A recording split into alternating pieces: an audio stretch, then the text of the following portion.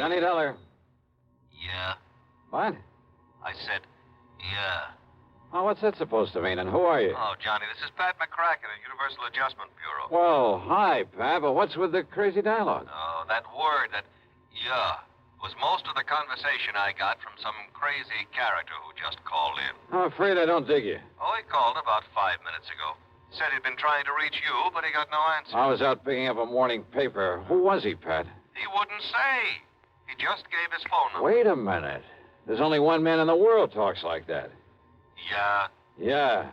Was the call from San Francisco? No. Oh. Los Angeles. Well, then maybe I was, because the man I was thinking of... Now, wait a minute. Yes, I'm waiting, Johnny. Tell me just one thing, Pat. Well? Have any of your insurance companies been having to pay off on any big fires lately? I mean, out in Los Angeles? On any fires? You'd better start checking with those companies out there. No, wait a minute. Do it, Pat. And I'll lay odds that you get a handful of arson reports. Arson? Yes.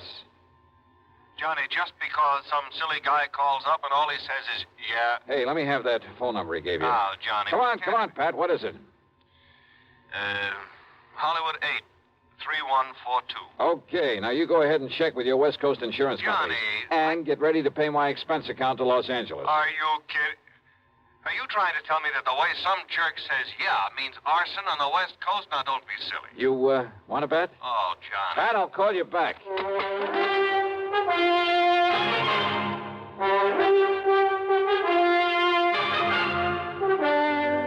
CBS Radio brings you Bob Bailey in the exciting adventures of the man with the action-packed expense account, America's fabulous freelance insurance investigator. Yours truly, Johnny Dollar.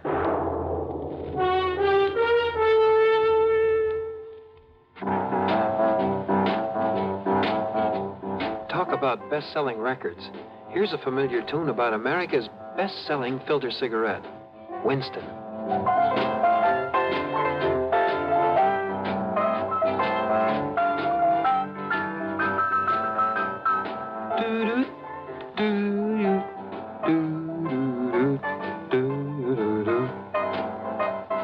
Winston gives you real flavor, full, rich tobacco flavor. And you know, that's because only Winston has filter blend up front. Choice, flavorful tobaccos, specially selected and specially processed for filter smoking. No wonder Winston tastes good, like a cigarette should. Smoke Winston. And now, Act One of yours truly, Johnny Dollar.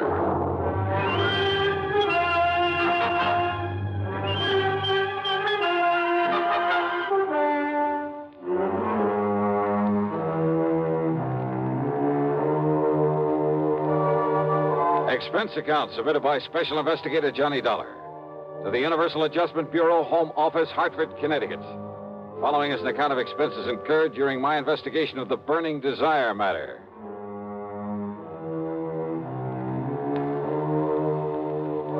Yeah, as I told Pat McCracken, there was only one person I knew whose conversation might consist mostly of that one word. So, expense account item 1, $250 for a phone call to Hollywood 8, 3142.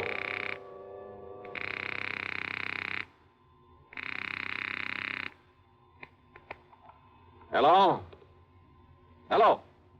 Yeah? Yeah, I thought so. Yeah? Smokey Sullivan. Well? Smokey, this is Johnny Dollar. Yeah? Hey, you tried to call me here in Hartford. I was out. You called Universal Adjustment Bureau. I got the message. Here I am. Yeah, Johnny. Only what are you doing in L.A.? Last time I saw you was in San Francisco. Got a job here, Johnny. Legit. Hey, that's the stuff. Pays off, too, doesn't it? Yeah. You're my friend, Johnny. You've done a lot for me. So, when I got a chance to help you... Well, is something doing out there, Smokey, that I ought to know about? A bunch of fires, Johnny. Arson, huh? Yeah. Is there insurance involved? Why else anybody use a torch? Yeah, you got a point there. But do you have any lead on whoever is behind the fires? Yeah. So you better come out here, Johnny. Okay, the first plane I can get. Where'll I find you? 322 South Equity Avenue. South Equity. Okay, Smokey, I'll be there. Yeah. Uh-huh. Now I'll call to Pat McCracken, pack my bag, and... Johnny Dollar. Oh, Johnny, thank goodness. Pat? Yes. I was just about to pack up and call Don't you ever get off that phone of yours? I was talking to the guy who Listen to me. Johnny, you were right. Only reason that nobody smelled a rat is because a different insurance company was stuck with each of those fires out there. So until I called them to give me a report. Oh, and listen. I'm listening, Pat. According to the L.A. police, every one of them could have been arson. Okay, I'll grab the first 7 one. of them in a row, Johnny, that we know about so far. I mean, I haven't got the reports in yet from all the companies, and I'm also waiting for another report from the police. Now, Johnny, your best contact out there. That I've already got. What?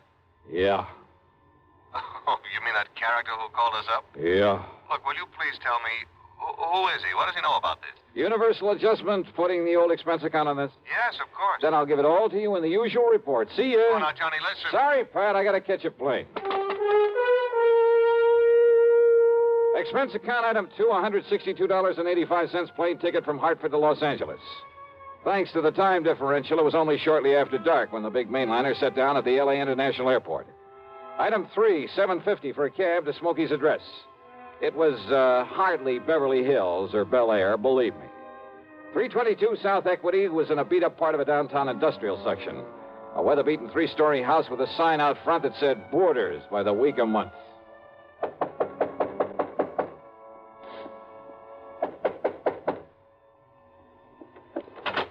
Yeah, who are you? Well, my name is... Just what's a fancy dresser like you want around a place like this, huh? Well, I'm looking for a man by the name of Smokey Sullivan. I understand he lives here. that's right. Are you the man he said he was expecting? That's right. My name is Johnny Dollar. Well, he didn't tell me what the name was, but if you're sure he was expecting... I'm sure. Now, where is his room? I don't know. Where is his room, please? Well, it's up on the 2nd floor. It's just to the right after you get up the stairs. Okay, But now, thank look, you very much. Well, now maybe you'd better... It's all right. I'll find it. Thanks a lot. No, what I mean is, I thought you'd already come. I mean, what I mean is...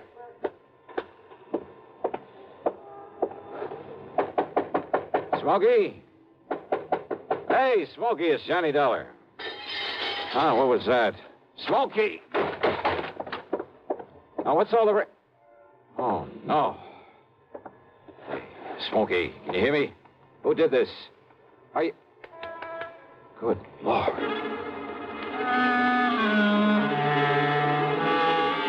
Smokey had really had it. Whoever had beaten him up probably would have killed him if I hadn't come along and scared him away. I looked out of the broken window, but of course it was too late to see who'd done this. Meantime, the landlady appeared, and I had to get me some towels and a basin of cold water. Here you are, Mr. Oh, good. Thanks a lot. Oh, somebody sure laid into him, I'll say that. You ask me, it's a wonder if he stays alive. He'll be all right. He'd better be. You're lucky you come along to see him, is all I got to say. Yeah, you better get me a couple more towels and maybe another basin of water. No, wait. What? You won't need him, mister. I got a much better idea. If I can find it. Hey, Smokey. You give me a minute to find that bottle. Well, here it is. Yes, sir. This here'll fix him up. Smokey, can you hear me? Fix him up quicker than a wink. It's Johnny Dollar. Here now, mister. You just pour a slug of this down his gullet and see if it don't bring him to. Huh? Oh, yeah, good idea. Let me have that. Oh, sure. It's real genuine California cognac, it is. And soak up another towel for me, will you, I please? sure will, mister. All right, here now, Smokey, here. See if you can get down some of this. Easy now. That's it. Attaboy. Really? Yeah. A little more of this. Here. You know, before you come up here, mister, I tried to tell you. Easy now, Smokey. Yeah, I tried to tell you. I thought that other man that come up here to see him was the one he was expecting. Here, now, here's your fresh towel. Thanks. Did you say other man? That's right. Come in just before you did. You know him, who he was? The chimp. What? What, Smokey? The chimp. Yeah, that's who it was. The chimp. Yeah. Strong arm for Mickey Fortina. Who's Mickey Fortina? He's the one that... Oh, now, look, Smokey, maybe you'd better wait until you feel better. You and I should get a doctor. No. Now, listen, Johnny. Yeah? Unless you stop him, there's going to be a lot more fires around here. Fires? That's what he said. Just don't worry about it, Mrs. Miss Fletcher. Bertha Fletcher. That's my name. Johnny, listen. Okay, Mrs. Fletcher, you go along. I'll take care of him. Oh, well, now, I don't know. You sure I hadn't better get a doctor? No, I'll take him to a hotel. In his condition, I'll look after him. Now, you go downstairs and give me a cab. Well, please. I don't know. Here's a 10 spot for your trouble and this bottle of brandy. Oh, well, thanks. You're a gent. Go ahead, please. Oh, yes, sir. Anything you say. Johnny. Yeah. You gotta listen to me. Yeah, go ahead. You had come up the stairs, scared him off. The chip might have killed me. Well, he won't get to you again. I'm going to take you out of this place. Somebody must have tipped off Mickey Fortina. Must have known I'd put in that call to you. So listen, Johnny. Later, Smokey, after I get you out of here.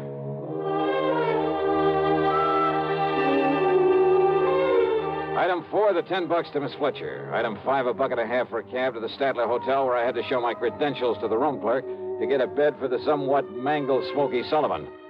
Item 6, $15 to the doctor who came up to the room, and I must admit got him back into pretty good shape. Then, when the doctor had left us... Yeah, Johnny, all those fires, big insurance, all of them set.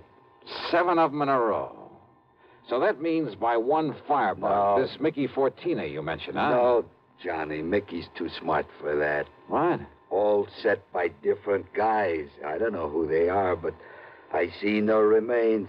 And the police ain't sure, but I know there was arson. Who's Mickey Fortina? He's a go-between. I seen this happen before. Yeah? Frisco, Seattle, and Denver, a lot of places. He brings in a lot of boys of his own. Everyone got a different way of setting a blaze. So the cops can't tie it up with any local boy whose methods they know. Yeah. Fortina's a go-between? He makes the deal with whoever wants a fire. And the police aren't on to him? What for? He never set a fire himself. Well, I know, but he's the guy that... By the time the arson squad is in, the guy who done it is far away. So there's no witness can prove Fortina set up the deal. And the police have never been able to put the squeeze on whoever made the deal for a fire? And get sent up for it? For being accessory or whatever you call it? Oh, yeah, I see what you mean. Yeah.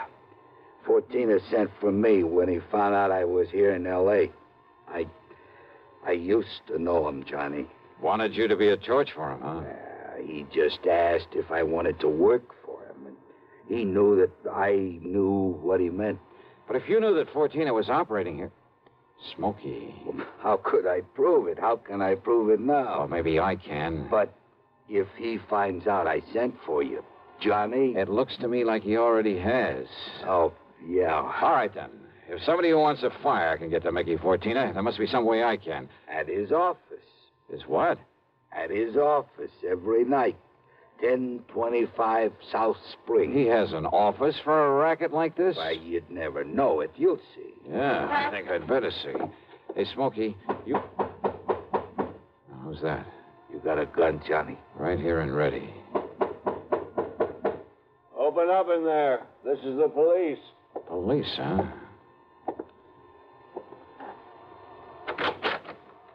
Well, surprise. It is the police. The room clerk reported a man was brought in here who... Johnny! Yeah, Pat Yeah. Nichols. Sergeant Nichols now, Johnny. Good. How are you, boy? Now, wait a minute. Is this the man you brought in here? Smokey Sullivan? Listen, officer, Johnny, you think maybe Smokey is tied in with this string of fires out here? No, tell him, Johnny. No. You tell him, Smokey, anything you want. Well, now, look. You know I'm no good at talking to a cop. Yeah, well, Johnny. give it a try. And, Pat, be sure you stick around to keep an eye on him. What? Smokey may need a bodyguard. You. Huh? Yeah.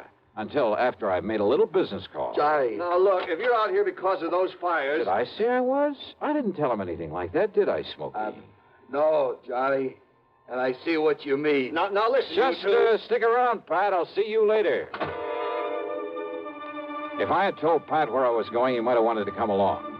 And a man in the uniform would hardly have helped in the plan I had for trapping Mickey Fortina. But you know something? Going over to see him alone was a big mistake. One I almost didn't live to regret.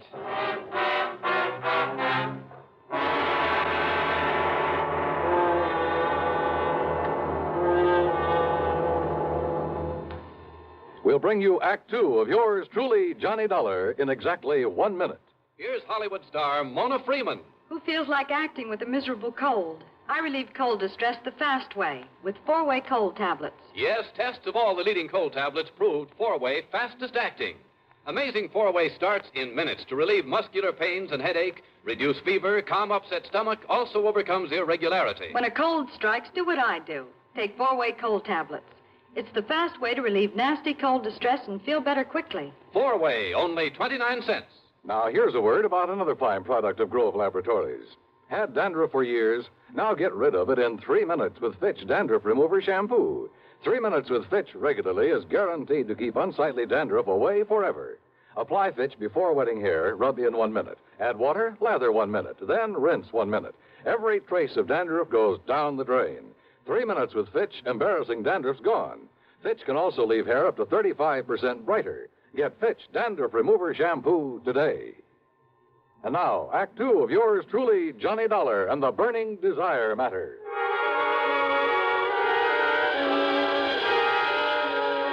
My plan for trapping Mickey Fortina was a very simple one. I'd make like a property owner who was anxious to collect some fire insurance, who was willing to pay in advance to make sure my property went up in flames. Easy, or so I thought. Item 7, 85 cents per cab to the office building at 1025 South Spring. The only lights on were in Suite B on the second floor. According to the directory in the lobby, that was the office of the Fortina Friendly Loan Company. Loan office, huh? Yes, sir. Can I help you? Yeah, I'd like to see Mr. Fortina. You got an appointment? No, but I'd like to make a little deal with him. Well, can I have your name, mister? It's Morris, Theodore Morris. Just a minute, huh? Excuse me. Yeah, sure. Man says his name is Morris. Wants to see you, Mick. Oh? Hey, listen, has the chimp come back yet? No. And he said he was going to send Husky over there. Husky? Why? Well, Chimp said he was afraid if he showed up at that hotel... Careful what you say. Close the door. Sure. The chimp. And somebody was going over to the hotel. That can mean only for one thing, to get Smokey Sullivan. I carefully edged over closer to the door of Mickey's office, hoping I could hear more. It was too thick. And it suddenly dawned on me. If they knew I was the one who put Smokey in that hotel, they probably also knew why I'd come here. There was only one way to make sure. I'd have to go through, or at least try to go through, with a bluff I'd planned. Oh, sorry to keep you waiting, Mr. Morris, is it? Yeah, that's right, Mr. Fortina. Ted Morris. Oh, Mary, when he gets here, send him in. Sure, Mick. Come in, please. Sit down. Yeah, surely. Thanks a lot. All right, I'll get right to the point, Mr. Fortina. Oh, by all means do, Mr. Morris. Well, I own a big shoe store over on North La Brea. Yes? Well, business has been pretty bad lately. I've been losing a lot of money. Too much stock on hand, big inventory, you know how it is. Well, if it's good merchandise, I see no reason why we can't arrange a loan for you. Yeah, well, a loan? Of course. What else? Well, listen, I carry a lot of insurance on not only the stock, but the building, too. Oh? How much, Mr. Morris? Well, it adds up to over $185,000. I see. It's very commendable. But why do you tell me about this insurance? Well, I said I'd get to the point. Now, listen. If that place was to burn up some night, the whole works, I'd collect a lot of money on it, all the insurance. And, of course, be in a position to repay whatever loan I advance to you. All right. Stop beating around the bush, 14. I want that place burned out. Can you fix it? Mr. Morris, if you want a loan, possibly even a sizable... Well, you know what I want. Come on. How about it? As I said, possibly we can advance it to you. Now, look, I didn't come up here to... However, as evidence of your good faith, your, shall we say, good intentions, are you prepared to make a down payment on such a loan, say, $10,000 cash in advance? What are you talking about? Set the fire, burn the place up so I can collect the insurance, and I'll give you $15,000. Now, just a minute. Who said anything about setting a fire? I did. Well? Who sent you here? If you said it was a former client, I won't believe Oh, it. look, does it make any difference? Do you by any chance know a man by the name of Smokey Sullivan? Sullivan? He knows him all right, Mick. Wow. The chimp? Shut up. Sure, Mick, this is the guy I told you about. I come to see Smokey at his rooming house. What I left of him. Very interesting. After I ducked out, I hung around there. I seen him take Smokey in a cab. I followed him to that hotel. Did you send Husky over to take care of him? Sure. And listen. Yeah? I don't know what name this guy gives you, but when he knocks on Smokey's door, he says it's Johnny Dollar. Dollar. Insurance ticket. Yeah, that's right, Mickey. All right. So maybe I do arrange another fire with you in it, Dollar. Mickey! There's a police car just pulled up in front! Go ahead, Chip. Yeah, I'll kill this dirty... All right, now, 14er, your turn. Don't move, Dollar. Reach for a gun and I pull this trigger. I see. Yeah. How are your eyes, Mickey? Can you see in the dark? What? Without this lamp in here? All right, baby! All right, you...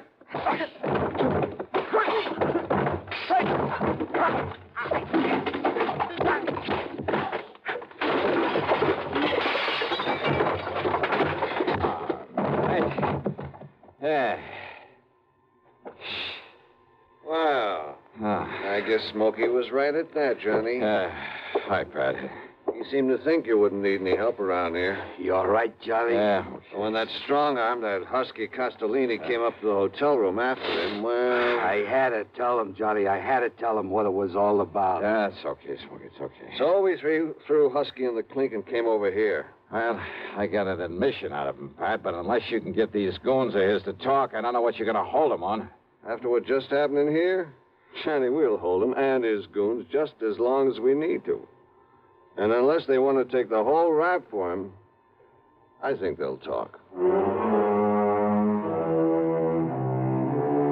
Yeah, they talked all right. And as a result, the police and a couple of nearby states should have no trouble at all in picking up some of the other of Fortina's boys, his hired torches. Funny, isn't it? These stupid jerks just never seem to learn. Expense account total, including hotel bill, plane ticket back to Hartford, and the sizable bit of folding money for Smokey Sullivan, $874.20. Yours truly, Johnny Dollar.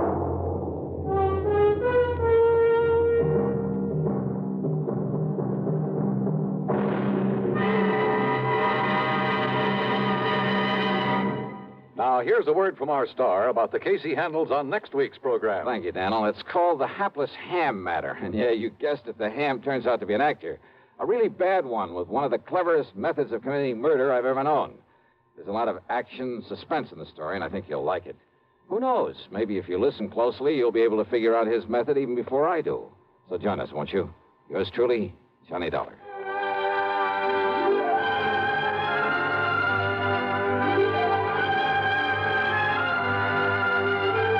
Yours truly, Johnny Dollar, starring Bob Bailey, originates in Hollywood and is written, produced, and directed by Jack Johnstone. Heard in our cast were Virginia Gregg, Gene Tatum, Lawrence Dobkin, Vic Perrin, Paul Duboff, Don Diamond, and Frank Gerstle. Be sure to join us next week, same time and station, for another exciting story of yours truly, Johnny Dollar.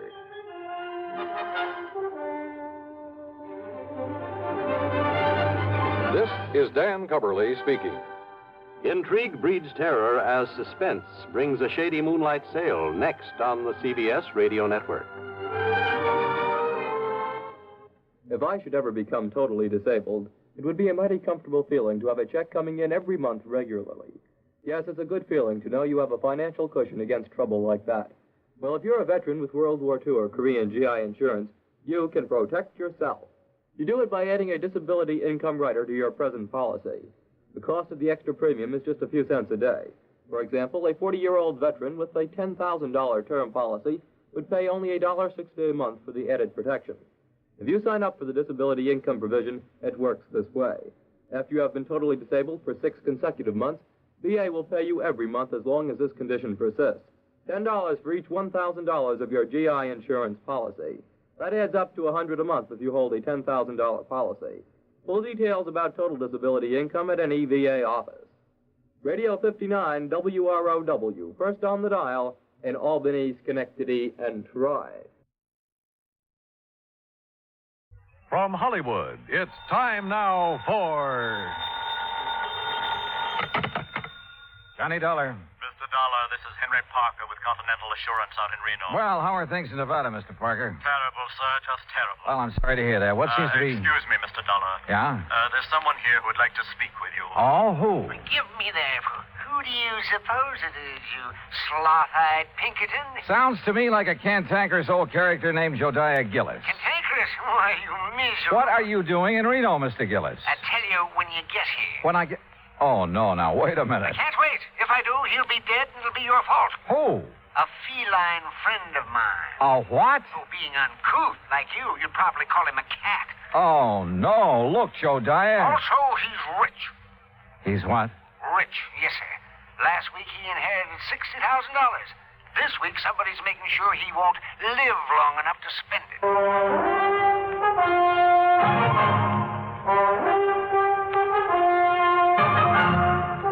Bob Bailey in the exciting adventures of the man with the action-packed expense account. America's fabulous freelance insurance investigator. Yours truly, Johnny Dollar.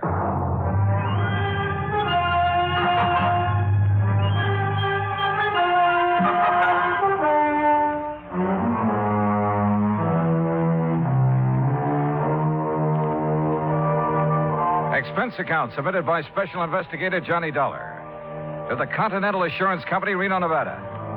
The following is an account of expenses incurred during my investigation of the Felicity feline matter. Expense account item 1, $164 air transportation, Hartford to Reno. En route, I wondered again what Jodiah Gillis was doing in Nevada. At Reno, he was on the flight deck waiting for my plane, and standing beside him, wearing a dark suit and expression to match, was a tall, cadaverous-looking gentleman. As I started down the ramp, Jodiah began calling me. Yeah, there he is. Dollar. Yoo-hoo. Hey, Johnny. Oh, hi. Afternoon, Jodiah. Well, you are a sight for sore eyes, boy. Yes, indeed, you are. Johnny, this is my friend and business associate, Henry Parker. Mr. Parker? Oh, I'm certainly glad you've arrived, sir. That's so? Yes, yes. Mr. Gillis has been quite concerned over Felicity. The Felicity? The feline. What do you think you came out here for? Your health? Well, no. Yeah, then give Parker your checks. My checks? So what's the matter with you? The altitude affect your mind? Hand over your claim check so Parker can fetch your luggage. Sure. Here. Yeah. Go on, Parker. Go on. We haven't got all day. Whatever you say, Mr. Gillis. We'll be in the waiting room. You hurry up. Yes, sir. Now, come on, Dollar. Come on. Jodiah, before I left Hartford, I tried to check up on this Continental Assurance Company. Nobody ever heard of it. A lot of things those white-bellied clerks in Hartford haven't heard of. But the fact is, Continental ain't exactly worldwide. Oh? In here. No, sir. It ain't nationwide either. Well, just how wide is it? Well, you know how far it is from Winnemucca to Black Butte? No. Good. It's just about that wide. Oh. And Parker is one of their agents, huh? Agents? Parker is the president of the Continental. The president? But you just... I mean... Well, you look peaked, boy. You better sit down. Phew. Jodiah, I shouldn't let the man that's paying my salary run after my bag. Pish-tash. Here, take a look at this. It's my new business card. Yeah, go on, read it. Jodiah Gillis, chairman of the board, Continental. What? Yes, sir. But Floyd's of England has always carried your policy. Carried, yes, past tense. I don't take guff from anybody, especially a ninny of an insurance agent telling me what I can insure and what I can't. You had a fight with him? Yep. My cousin Rachel, oh, she's a sweet girl. She lives in the Belgian Congo. She sent me an African anteater. Now, all I wanted Floyd's to do was insure it for $15,000. And of course they wouldn't. Nope. So you canceled all your policies and bought the controlling interest in Continental. Same as anybody else would have done. Oh, sure. And naturally, you insured this anteater. Yeah, Archie. That was his name. Was his name. What happened to him? Well, it was a terrible thing, Johnny. Oh, it was just poor old Archie. He overindulged. He did what? Yeah, he overindulged. He found a house full of termites. Oh. Yes, finally died. Acute indigestion. Too bad. But of course, Continental Assurance paid off. And of course they paid off, and with a smile. Same as they paid off the $60,000 to my feline friend, Felicity. What 60,000 to Felicity? What do you think? The 60,000 Felicity inherited from Mrs. Hammermeyer. And who is Mrs. Was. All right, was Mrs. A Hammelmeyer. client of Henry Parker's. Had a life policy for 60,000. Felicity was the beneficiary. But didn't she have any children or relatives? She had one brother, a nephew, and a niece. Oh, of course, not counting Mrs. Hawkins, who was Mrs. Hammermeyer's best friend. You see, the two ladies lived together 15 years. Right now, Mrs. Hawkins has been appointed trustee to administer the 60 grand as Felicity needs. Oh, I see. Yes, you'll meet her as soon as we get settled. Jediah, what makes you think someone's trying to kill that cat? I don't think so. I know it. There have been 2 attempts in 2 weeks. You ask Mrs. Hawkins. She'll tell you. Mr. Gillis, Mr. Dollar. Well, it's about time, Parker. Well, come on, Johnny, come on. We'll take you down to the Mapes. The Mapes? The Mapes Hotel. I'm staying there. And if it's good enough for me, it's good enough for you. The Mapes Hotel stands high above Virginia Street overlooking the Truckee River. After Gillis checked me in and introduced me to the owner, Mr. Charles Mapes, I unpacked, then went with Jediah out to the old Hammelmeyer place where Felicity the cat, Mrs. Hawkins, and the relatives still lived. We rang the old-fashioned doorbell and waited. In a moment, the door was opened by a pasty-faced man of about 28. Yeah? Oh, Mr. Gillis. Yes. Afternoon, Oscar. Mrs. Hawkins in? Ain't she always? Who's he? He's a friend of mine who's also an insurance investigator. An insurance? Name's Johnny Dollar. Johnny, this is Oscar Emmett, the late Mrs. Hammermeyer's nephew. Hi. I suppose you're here about that lousy cat. That's right. Come on in. I'll tell the old lady you're here. You know where the living room's at, don't you, Mr. Oh, Gillis? indeed I do. Oh, friendly sort of character. Oscar's like the rest of the Emmets. They just can't stand seeing Felicity eat steak when they got to have tuna casserole. In here, Dollar. All right. Well, what kind of work does he do? Work? Oh, Oscar, none of the Emmets worked. No, sir. Not even Mrs. Hammelmeyer's brother? Emmett spends all his time in the gambling halls.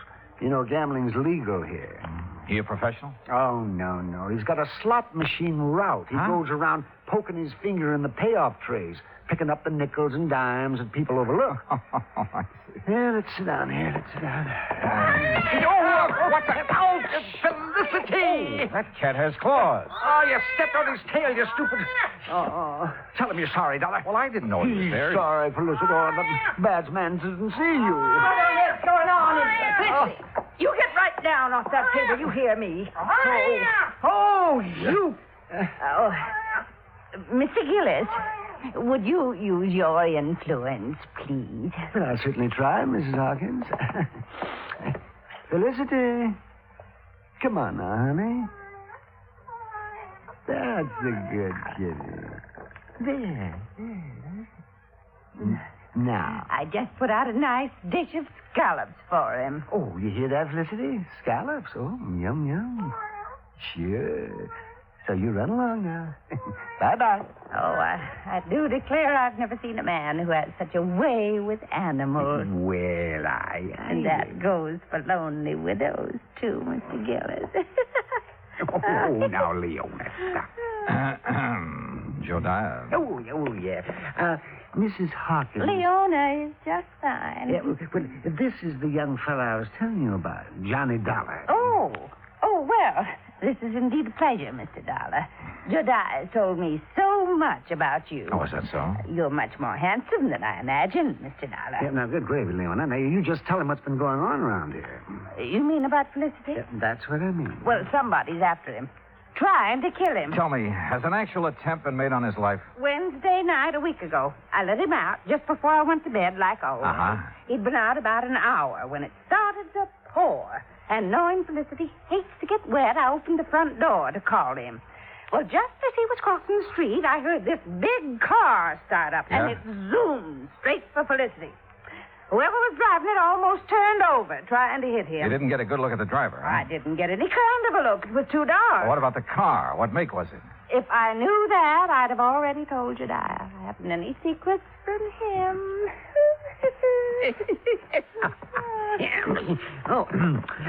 Tell him about last Thursday, Leona. Felicity was poisoned.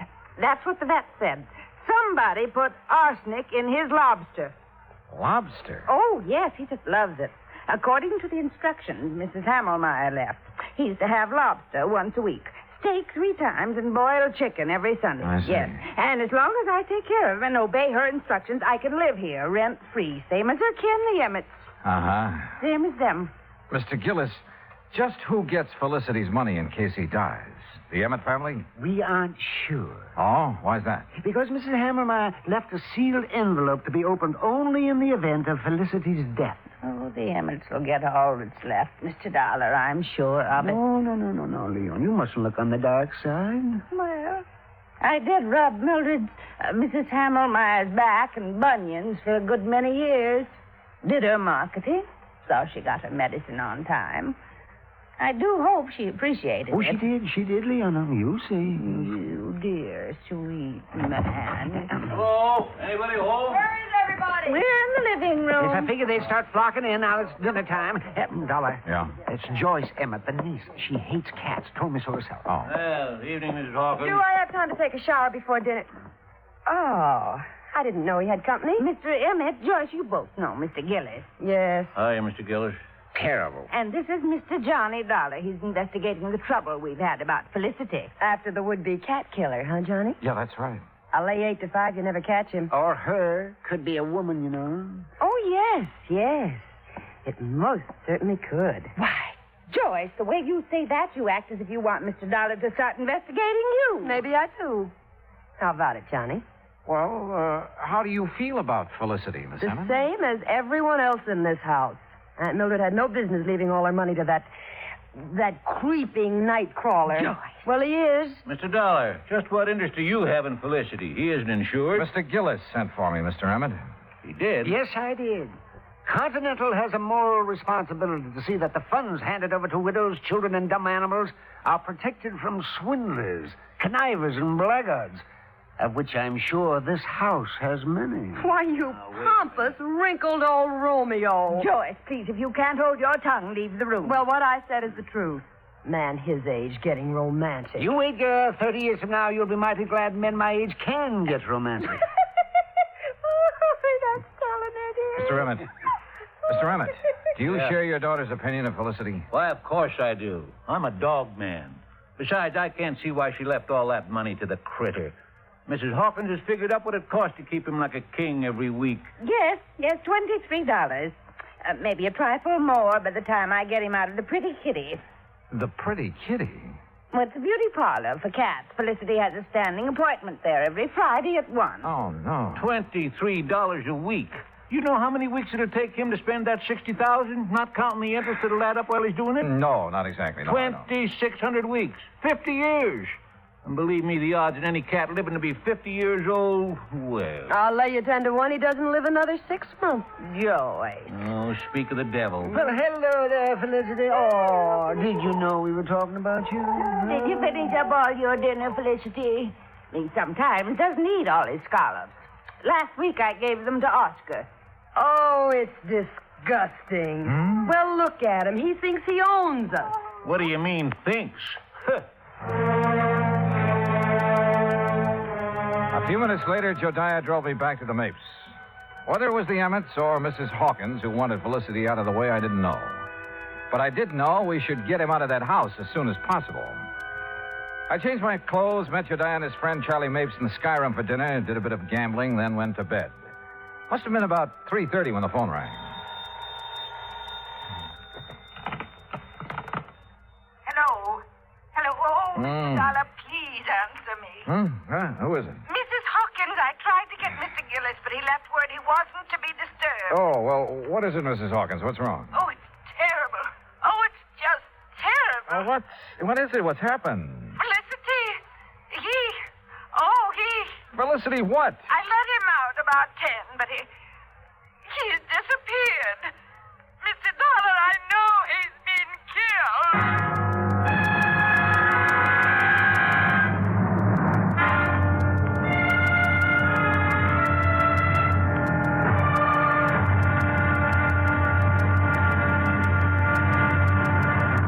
Act 2 of yours truly, Johnny Dollar, in a moment. Anyone who has survived the rigors of basic training is familiar with a great variety of milk that is dished out periodically in the armed forces. Now, there's frozen milk, concentrated milk, frozen concentrate, and good old powdered milk. But sometimes supplying wholesome, fresh, real milk has been a problem when servicemen have been stationed in out-of-the-way places. The United States Air Force came across that problem some time ago in the island of Terceira in the Azores, those Portuguese islands that dot an eastern portion of the Atlantic Ocean. The air base there was considered powdered milk country for a long time. Although cattle have played an important role in the economy of the island of Terceira, the herd was badly inbred and milk production was very low. Modern milk processing was not a part of the picture. And with the help of Portuguese veterinarians, the men in the United States Air Force unit worked out a free breeding service by using a small herd of milk cows acquired in England, and the cattle there at Terceira improved. Then, a complete pasteurizing, homogenizing, sterilizing, bottling, refrigeration plant was flown in from the United States. As soon as this activity got underway, milk production began to climb steadily, and thirsty Air Force men and civilians were soon buying and drinking the new fresh milk. When economy of the island began to rise rapidly, the people were happy and grateful. You might say that a little milk of human kindness increased understanding on an island of freedom, the right of all men everywhere. And now, Act Two of yours truly, Johnny Dollar, and the Felicity Feline Matter.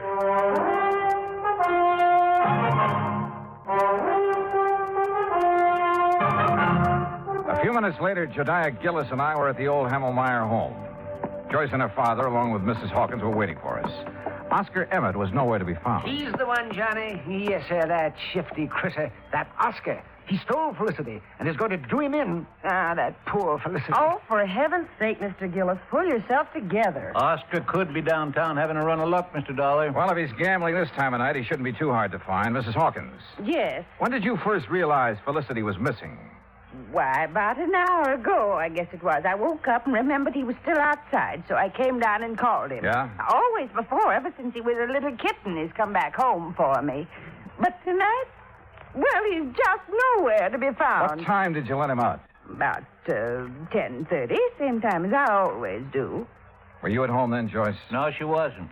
I had a real good day yesterday, collected almost $4, so I took her to a movie. A movie? That's a likely story if I ever heard one. It happens to be the truth, Mr. Gillis. What'd you see? Come on, tell me. It was an old one about a giant gorilla. That's right. Oh, I'll bet. Jediah, if anything has happened to poor Felicity, will we... Well, how much time will we be given before we have to move out of this house? Well, that's up to the court, but I'd say a couple of weeks. That's all? Oh, my. Well, it's all they deserve. My. All except you, my dear. Well, Johnny, you've been unusually quiet. What do you think? I think we'll take in the late spots, Jediah. See how our luck's running. We started at the Mapes and went down Virginia Street, stopping in at every gambling casino, hoping we'd find Oscar Emmett. Finally, we found him at one of the roulette wheels in Harold's Club. And in front of him was a large stack of chips. Take your bets, ladies and gentlemen. There's a couple of seats around here, gents. No, thanks. We'll just watch our friend. And a very lucky friend he is, too. Put these on 32 and these on... Good morning, Oscar. What? Well, what are you two doing here? We've been looking for you. That's so? What for? You know what for, you catnapper? What'd you do with Felicity? That cat. You know any other Felicity? You no good loafer? All bets are down. No, wait a minute. I wanted these chips on 13 black. Sorry, all bets are down. What? Now see what you two made me do. If that 13 hits, Well, what do you want to see me about? We told you. Felicity. You know where he is? How would I know? Where have you been since 10:30 this evening? All around town. How long have you been here? Long enough. Look out now. 13, odd, and black. Oh, why, You see what you two clowns cost me? Taking my mind off what I'm doing. Now get out of my way. I'm cashing in. You're not doing nothing to answer our questions, Mr. Oscar Emmett. You hear me? Oh, yeah. Oh. Hey, just a minute, Oscar. Hold back. Shania, are you all right? Yes, I guess a fine bodyguard you'd make. Mr. Gillis, I'm sorry. I didn't really mean to hit you. Well, you sure did. Yes, sir. But here, let me help you up.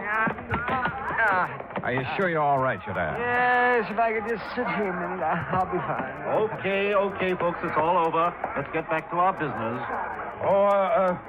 Want to come over here a second, Dollar? If you say so.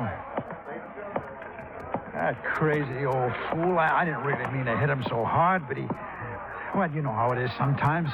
That was the best run of luck I had this year. Well, don't worry about Jodiah. He sometimes forgets he's not as young as he used to be. Huh? You can say that again. Boy, the way he's been letting that Mrs. Hawkins make a fool of him. How do you mean? Oh, you know. Telling him how much she's in love with him, how nice it'll be after they're married, you know. You heard her say this? Sure. You see, my room's on the first floor just off the parlor. And I can't help but hear what's going on. Uh-huh. Well, what makes you think Mrs. Hawkins isn't sincere? Because she's been given the same line to Mr. Remmett. Oh. Only she really loves him. Oh, yes, sir. Sometimes he argues with her and she breaks out crying. Now, that's something no woman like her could fake. Yeah. Maybe you're right. I didn't tell Jodiah what I'd learned from Oscar. At least not then. The wind had already been taken out of his sails. So I took him back to the Mapes. I made sure he was going to be all right. Then I returned to the old Hamelmeyer house. Joyce, Mr. Emmett, and Mrs. Hawkins were out in the yard hunting for Felicity. Hi, Johnny. Well, how is so? We've got some coffee inside if you're interested. Coffee? Sure. But have you found any sign of Felicity? Not yet. Poor Miss Hawkins, she's about to go out of her mind. Uh-huh. Did you find Oscar last night? Yeah. He's been having a session downtown at a roulette table. That's what I thought. Johnny? What will happen if we don't find Felicity? I mean, if he's just run away, we won't be able to prove he's dead. And the money... Well, what will happen? Do you know? Well, I imagine there'll be a waiting period, and then the court will declare Felicity dead, and the money will go wherever Mrs. Hamelmeyer has willed it. Mm-hmm. Oh, I sure wish I knew what's in the envelope Mr. Gillis has locked in his office. Mrs. Hawkins! Joyce! Mr. Dollar! What is it, Dad? In here, quick! Johnny, he's found something in the garage. Come on. The garage was about 25 yards from where we'd been standing. We made it nothing flat. Inside, toward the back and on the ground, was a small hatchet. And near the hatchet was some blood and cat fur. Oh, Johnny. Oh, no. Poor Felicity. Oh, the poor thing. Well, it looks like he met his end here, and then whoever did it carted him away, Dollar? Looks that way. Johnny, take me out of here. Yeah, sure, My goodness, so ashamed. And you know I hated that cat. I really wanted him dead, but not like this. Not... Oh, hey, come on now. I know it's silly of me, isn't it? No, I don't think it is. Oh, Mr. Dollar, Yes, ma'am. will you be kind enough to notify Mr. Gillis? I'm afraid I just couldn't speak about it over the telephone. Of course. I'll be glad to. I drove Jodiah's car back to the hotel. I made sure he was feeling better, then told him what we'd found in the garage. Naturally, he wanted to call out the police reserves, but I managed to talk him out of it. At 10 o'clock, I made some telephone calls to the local banks. When I got the information I'd been after, Jodiah and I again drove out to the Hamelmeyer house. Well, I expected you two gentlemen a couple of hours ago. Sorry, Mrs. Hawkins. I had some things to take care of. Oh, well, come in. What's the matter with... Why, Jodiah Gillis, you've been fighting. So I have, woman. So I have. Sweet darling, and at your age... Seems like I've been doing a lot of crazy fool things at my age. Now, just what do you mean by that? You know very well what. Pulling the wool over my eyes. Let me think that I'd found a true sweetheart at last. Oh, you miserable Jezebel.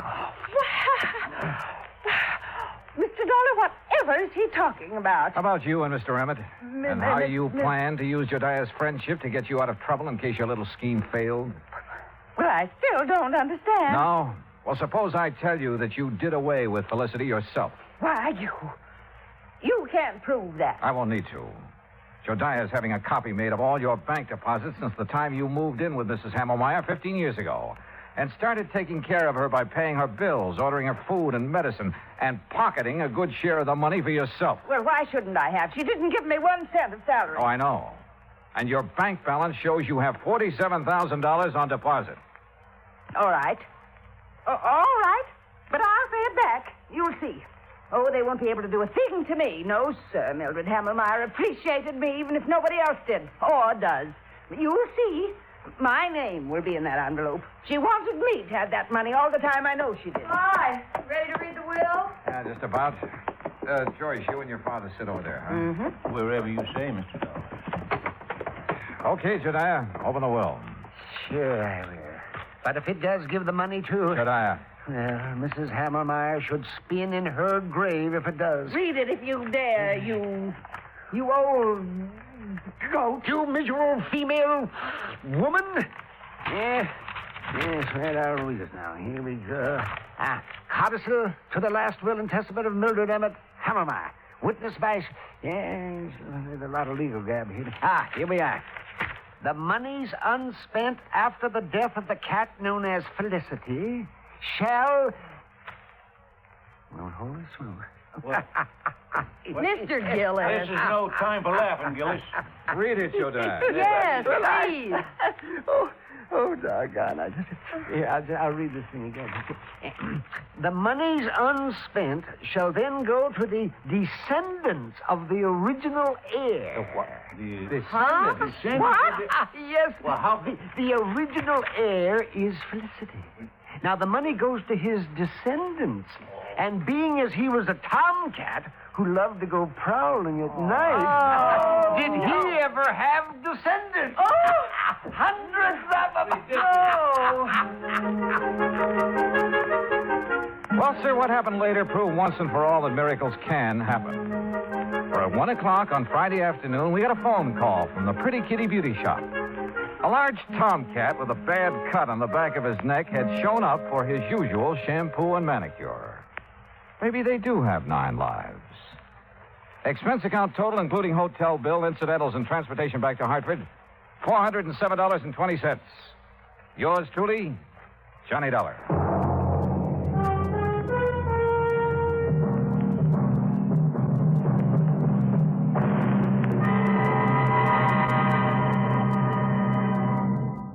Now, here is our star to tell you about next week's story. Next week, an actor who talked nothing but Shakespeare and who talked himself into his grave. Join us, won't you? Yours truly, Johnny Dollar.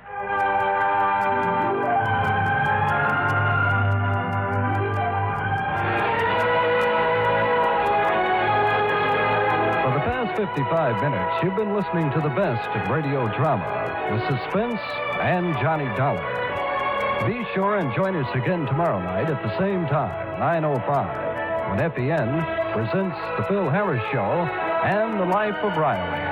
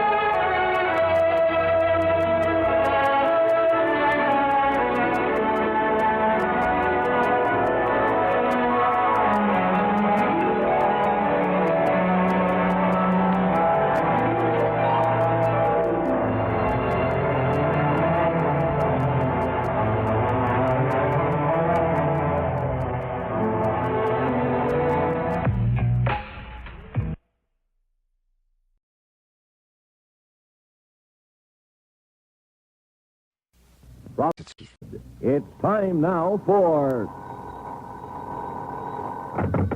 Johnny Dollar. Pat McCracken, Johnny, Universal Adjustment Bureau. Hi, Pat. What's new? At the moment, Cooper's Bend, Nevada. Never heard of it. Neither did I till this morning. They're having a big celebration out there, Frontier Week. So what do you want from me? A beard? It might help if you started growing one, Johnny. And how about a 10-gallon hat? You got one of those? Oh, sure. And my horse is tied up in the bedroom. Now, look, what's this all about, Pat? Well, from what I can gather, Cooper's Bend was just a sleepy little western town dying on its feet. That is, until last week. So what happened last week? A publicity man named Bill Williams organized this Frontier Week to wake the town up. I guess somebody out there doesn't like being waked up. What do you mean? Oh, looks like somebody's trying to put Bill Williams to sleep. The hard way. I'll be right over.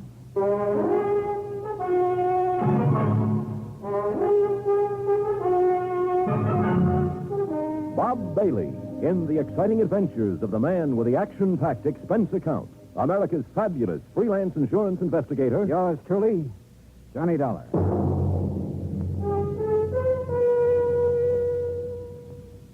And now, Act One of yours truly, Johnny Dollar.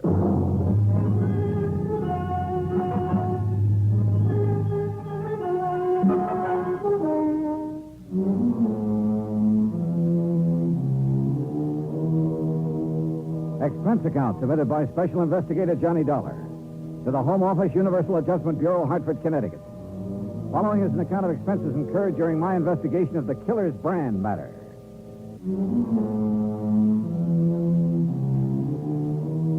Expense account item one, $1.20, cab fare from my apartment to the office of Universal Adjustment Bureau. Pat McCracken was waiting for me. Not too much to go on, actually, Johnny, but I figure it's worth your taking a trip out to Cooper's Bend to see what's what. One of the companies we represent has a hefty policy on Bill Williams' life. Who is this Bill Williams? What's he do? Little of this, little of that, I guess. Sort of a fly-by-night type. Freelance publicity, that sort of thing. Now, you suggested over the phone that there'd been an attempt on his life out there. Well, at least somebody took a shot at him. Oh? You have any idea who? No. That's what I want you to find out. Could have been an accident, Pat. Maybe somebody got carried away during one of the at celebrations. 2 o'clock in the morning, Johnny. Even during Frontier Week, people in Cooper's Bend don't stay up that late. Okay. Where do I find Williams? There's only one hotel. You look for him there. And, Johnny? Yeah? Watch yourself. Some of those characters out there can shoot pretty straight. And one of them is pretty riled up about something. Shoot straight. He missed Williams, didn't he? Oh, yeah. The first time. Expense account item 2, $187.50, incidentals and transportation by plane and a rented car to Cooper's Bend, Nevada. The town was baking in the sun when I arrived in the middle of the afternoon. Aside from the fact that there were cars parked on the main street instead of a string of horses, the place could have easily passed as a set for a Western movie. A saloon, a general store, one weather-beaten hotel, the works. I kept wanting to go around behind the buildings to see if they were real. There was even a big horse trough in front of the hotel. I stopped for a moment to take a look at it, and that was my first mistake. Suddenly, I heard a crowd bearing down on me. Come on, let's get him. Hey, look at him, a real dude. I'll lay off him. This is kid stuff. What do you mean, lay off of him? You know the Frontier Week rules. Hey, look, what's this all about? Come on, mister, open your shirt. My shirt? Now, just a minute. The rules, partner. Anybody on the street without a 10-gallon hat during Frontier Week gets dunked in the horse trough. Yeah, well, look, I just got into town. How am I supposed to know the rules? Well, this is one good way of finding them out, stranger. Anybody want to sell me a 10-gallon hat quick? Too late, buddy. Well, he's got a sense of humor anyway. Come on, I'll help you off with your shirt, stranger. Okay. That's it. Now, just take it easy, partner. Take it easy. Welcome to Frontier Week, partner. Oh, thanks. Thanks a lot.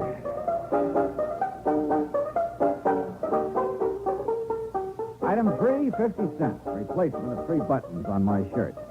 I bid a fond farewell to the horse trough committee and went to the hotel to find Bill Williams, the publicity man.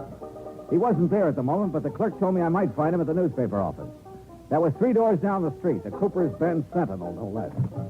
Bill Williams wasn't there, but for the moment I didn't miss him at all.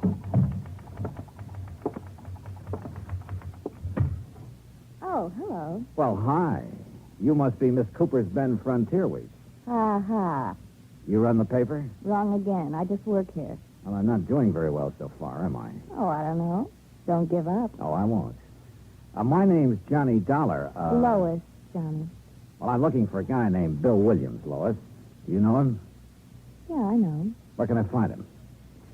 Well, this is as good a place as any. He ought to be here soon. Last I saw him, he was with Fred Kirby. Kirby? The editor of this paper. The two of them were all wrapped up in further plans for our glorious Frontier Week. I gather Frontier Week doesn't appeal to you. It's a two-bit idea, like everything else about this town. Oh, here's Fred. This is Johnny Dollar, Fred Kirby. Well, thanks, but we've already met. Mr. Kirby was one of the boys who helped me take a swim in the horse trough a couple of minutes ago. All in fun, Mr. Dollar. Part of Frontier Week. Yeah, sure. Kirby, I'm looking for Bill Williams. Oh, he's out making some final arrangements for the rodeo this afternoon. He ought to be back in a few minutes. Okay. Any place I can get a cup of coffee while I'm waiting? Oh, sure. 4 doors down the street. You can't miss it. I'll show you where it is, Johnny. Fine, thanks. I thought you had some work to get out, Lois. It'll keep. You don't mind, do you, Fred? Oh, no, of course not. I'll take your time. As we left, I could sense an undercurrent between Lois and Fred Kirby. And I could see his point. Matter of fact, though, undercurrent was too mild a word for Lois. Item 3, 20 cents. Coffee for Lois and me. You going to be in town long, Johnny? Oh, it depends. How long does Frontier Week last? This is the last day. Oh. Rodeo this afternoon, dance tonight. That ends it. Then the town goes back to sleep, huh? Probably. I won't be here to watch it, though. Oh, where are you going? Away. As far away as I can get. Come on. For good. Well, how about your job? You mean the paper? That's a job? I think I can get along without it. How about the editor? Can he get along without you? Fred Kirby? Sure, why not? I don't know. I thought he Where depended... you been, Lois? I've been looking for you. Having a cup of coffee, obviously. This is Johnny Dollar, Dan. Dan Biggers, Johnny. Owns a ranch near here. Dollar? Hi. Look, Lois, about the dance tonight. What time will I pick you up? Oh, I don't know about the dance, Dan. I don't know if I'm going or not. We're gonna go, Lois. Look, Dan. I said we're gonna go. Oh, for heaven's sake. Thanks for the coffee, John. Lois! You know, Biggers, if you don't mind my saying so, that approach doesn't seem to go over so well with her. Yeah? Well, I do mind your saying so. I don't need any advice from you. Okay. And just for the record, Lois and I are engaged. Oh, congratulations. Don't get funny with me. Oh, now, easy, Biggers. Simmer down. You simmer down, Dollar. What do you mean? I mean, stay away from Lois. Are you kidding? So I bought her a cup of coffee. Anything wrong with that? You heard me. Stay away from her.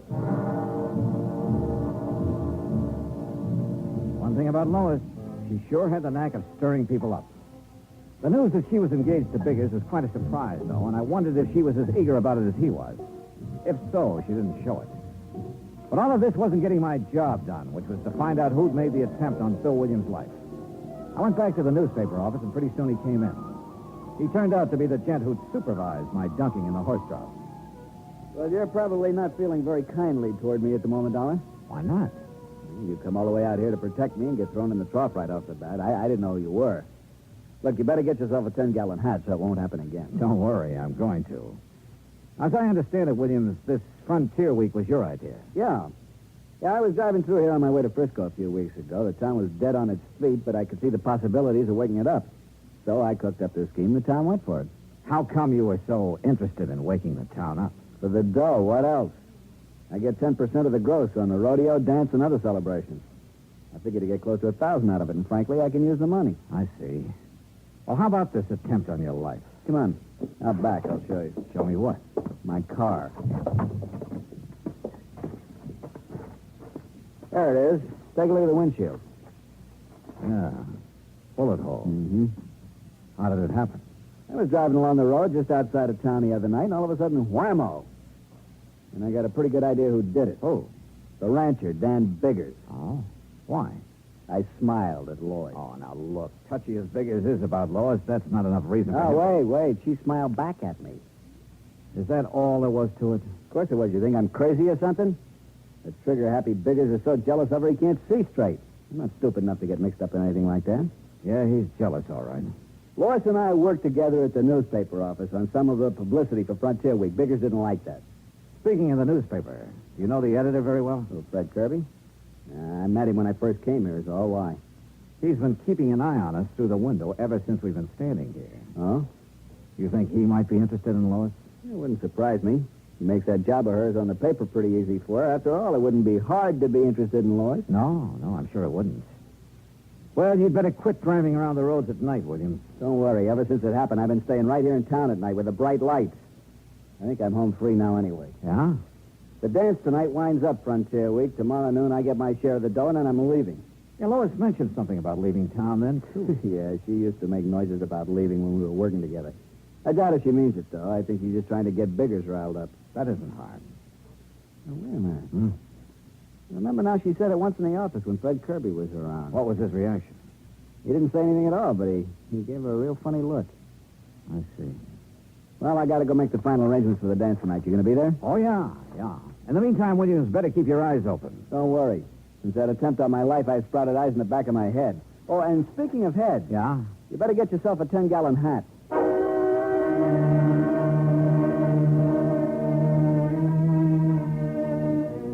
Very good advice. I had no desire to get dunked again. I started across the street toward the general store, then realized my mistake. There was the reception committee again at the horse shop. I had to get to that store fast. I almost made it, too. Steady, fellas. Oh, well. Expense, item 6, $15 for a too-late 10-gallon hat.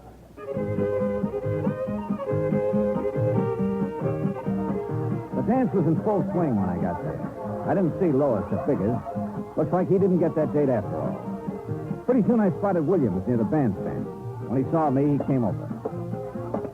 Crowd, Dollar. There are more people in Cooper's Bend tonight than ever heard of the place before Frontier Week. Man, I'm really going to clean up.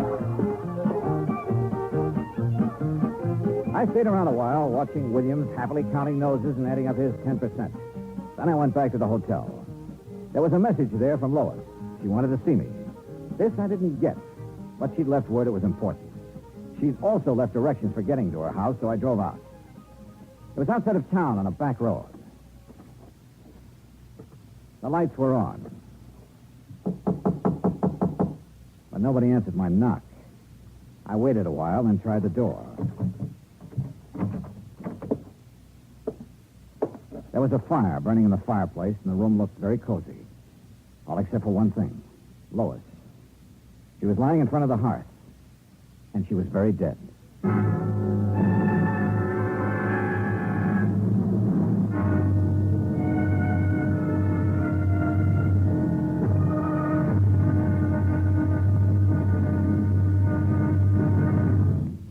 Act 2 of yours truly, Johnny Dollar, in a moment.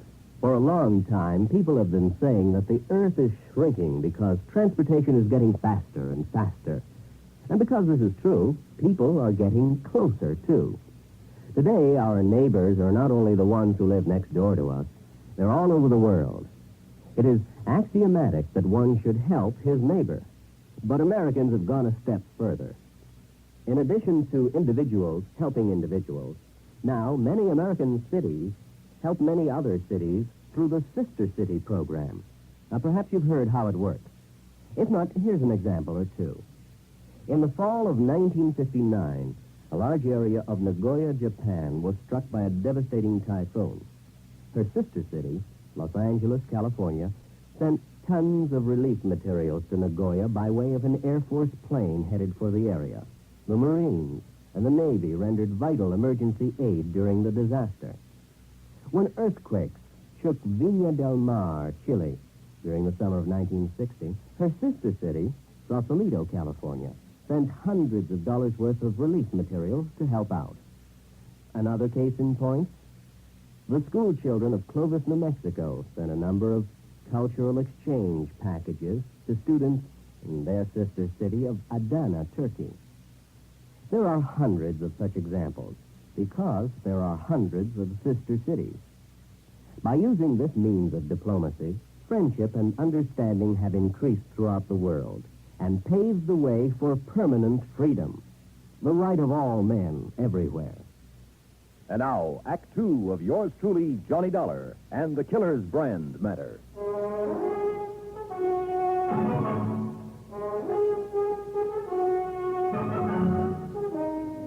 Lois, dead, lying on the floor of her living room in front of the fireplace.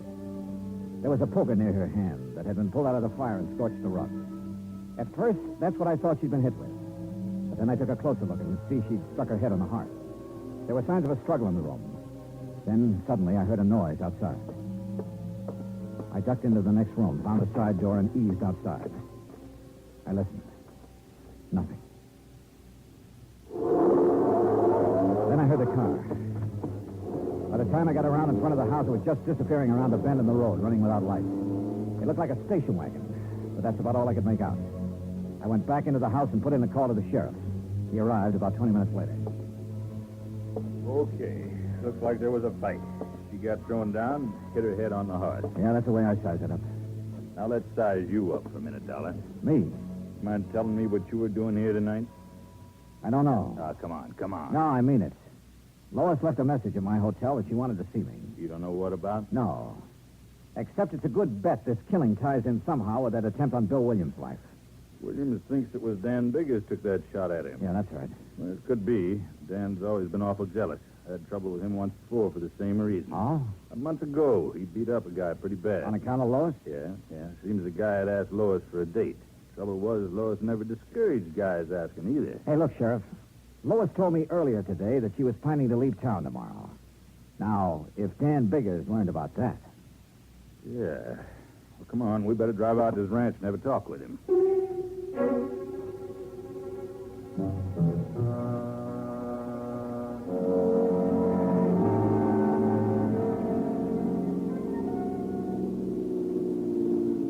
There's the gate, Johnny.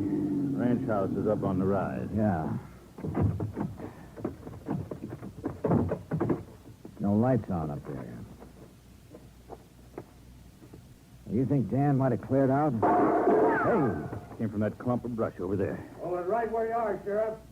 I've got you covered. Now, don't be a fool, Dan. You drop that gun and come out of there. I said hold it. Came to take me in, huh? Well, I'm not going just now, Sheriff. Look, Dan. First, I'm going to find out who killed Lois and take care of him. Then you can question me all you want. Very interesting you should know about the killing already, Dan. I can think of one reason you might. Guess again, Dollar. I was in town when the call came in. One of the deputies told me about it. I figure it differently, Dan. You found out Lois was going to leave town tomorrow. Lois, leave? You're crazy. That's what she told me. She'd never do that. She'd never leave me. You tried to stop her. She grabbed a poker and swung at you. You threw her down in the heart. That's a lie, you hear me? Dan, you're acting like a fool. Now give me that gun, man. I'm not coming in now, Sheriff. I can put these shots where I want to. Don't make me put them in you. Okay, Dan. You got the drop on us now, but I'm coming back. And I'm going to take you one way or another.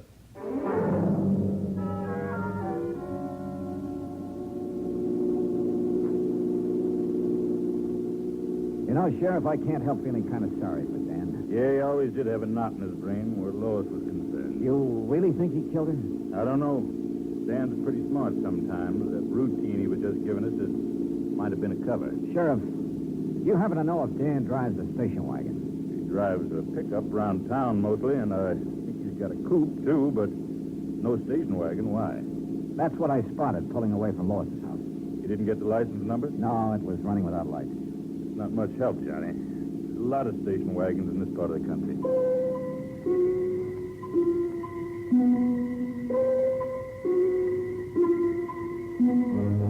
Expense account item 8, $1, 2 drinks for me, while I tried to put some pieces together. However much I shifted them around, they still seemed to add up to Dan Biggers. But somehow I wasn't convinced. If he was the killer, why hadn't he taken off? Of course, maybe he figured he couldn't very well leave his ranch. So I went round and round again and ended up nowhere. I started thinking of other possibilities. Bill Williams, for instance. I'd seen him at the dance, but he could have left for half an hour and nobody'd have missed him in the crowd. But why? I couldn't figure any motive for him. And then I thought of Fred Kirby, the editor. Yeah, he might be worth talking to. So I went to the newspaper office. Kirby and Bill Williams were there. Any idea who killed her, Johnny? I don't know, Williams. That's what I want to talk to the two of you about. I'll bet anything it was Dan Biggers. What makes you so sure, Kirby? You saw him around Lois. You know the way he was. Question is, if he did it, why? Lois said she was leaving. Maybe he couldn't stand the idea. He claims he didn't know she was planning to leave. That's a lie. Oh, is it? I heard her tell him once right here in this office. You know, it's quite a coincidence. What's that? Lois was going to leave town tomorrow, Williams. So were you. You weren't by any chance going to leave together now, were you? Now, look, G-Man, I told you there was nothing between us. You think I'm a jerk to go fooling around with her, knowing what Biggers was like? Sure, she kidded me about, what was it, Kirby? Hitching a ride to Frisco with me? Yeah, here in the office once. Williams just laughed it off, and that's all there was to it. Hey, wait a minute. If Biggers happened to hear about it... Yeah, maybe. No, Dollar. I was smart enough not to get involved with her. Matter of fact, I guess I'm one of the few guys in town who can make that statement. Hey, you don't have to talk that way about her. I'm sorry. I guess I'm tired. There you go, turn in. I'll see you in the morning, Dollar. You'll be around, huh? Yeah, to pick up my money. Night. You know, Kirby, you're trying pretty hard to pin this on Dan Biggers. Why? Because I think he did it. He didn't want Lois to leave. There's someone else didn't want her to leave either. Who? You. What? You've been carrying the torch for Lois quite a while, haven't you? What's that got to do with it? And what business is it of yours? I think it all ties in. Well, I didn't kill her if that's what you're You thinking. drive a station wagon, don't you?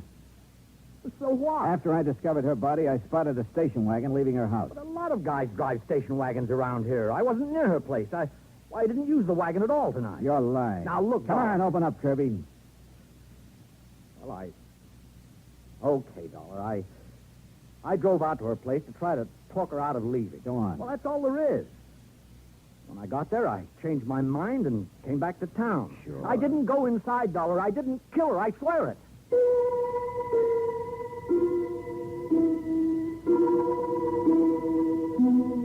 I called the sheriff, and he took Kirby in for further questioning. But by morning, he hadn't changed his story. Oh, he admitted being at the scene of the murder, but that's all he'd admit. He was still a big question mark, and we were still nowhere. The sheriff went out to Biggers Ranch again, hoping Dan would give himself up peaceably if he knew Kirby was in custody. I had a cup of coffee and went outside. Bill Williams was in front of the hotel. Anything new on the killing, Johnny? Well, you know Kirby was being questioned. Yeah. Surprised me at first, but then I got to thinking, he's a strange guy. He doesn't say much, but there's a lot going on inside, particularly about Lois. Yeah. Did you get your cut of the dough from Frontier Week all right? Yeah. Well, I'm sure glad it's over. That killing last night turned the whole deal sour. I'll be glad to get the taste of this town out of my mouth. Uh-huh. When are you leaving? I told the sheriff I'd be around in case he wants me for further questioning. I'll leave when he says the word. What's with the crowd heading this way? I don't know. Okay, Williams, we got you last. What are you talking about? You ain't wearing your 10-gallon hat, and that sure looks like a horse trough you're standing next to. That's right. Now, look, Frontier Week is over. You thought the idea in the first place. We thought you'd like to die. I'm in no mood for jokes this morning. I'll lay off. Can't you take a joke? No, not this morning. I'm sick of the whole idea. I said lay off, and I mean it. Let him alone. Guess he just can't take us all to The crowd broke up and drifted away, and the street went to sleep again. But all of a sudden, I woke up. I thought of that hot poker I'd found lying near Lois's body, and a couple of things added up fast. Sure, it was a wild idea, but it was worth a chance. Bunch of jerks. Hey, you know, Bill, when I first arrived in town, you ducked me in this horse trough because I wasn't wearing a 10-gallon hat. Yeah, it was part of Frontier Week. Well, you're not wearing a hat now. Look, like I told those guys, Frontier Week's over. I still want to return the compliment. Am I going to have trouble with you too, Dollar? I guess you are, because I'm going to duck you in that trough. Take off your shirt. Now, look, stay away from me. I said take it off. Get your hands off of me. What's the matter? You afraid to take it off? What are you talking about? Let go. I said let go. Where? What do you know? A nice big burn on your chest and on your arm. A few scratches, too. Lois did that just before you killed her. Branded you. Okay, smart boy. There's a gun in my pocket and it's pointed right at you, so just relax. You were a lot more involved with Lois than you were letting on, Williams. Why did you kill her? I was trying to shake her. She wouldn't shake. She wanted to go with you, huh? Yeah, and that would have been just great, dragging something like her with me to San Francisco. That's a real sweet thing to say. I suppose you said it to her, too. That's when she grabbed the poker. Come on, Dollar. We're getting off the street. Now, move. My hand was beside the horse trough. I scooped the water right into his face. The shot went wild, but his chin was wide open.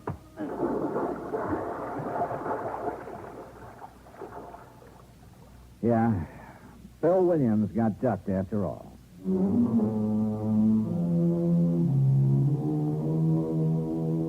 Expense account item 10, $183.50. Transportation and incidentals back home. Total expenses, $528.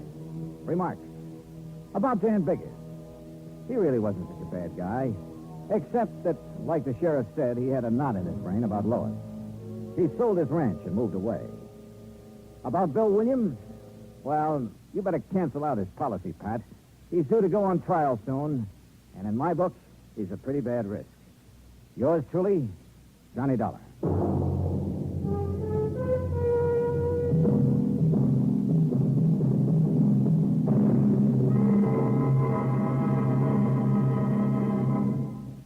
Our star will return in just a moment.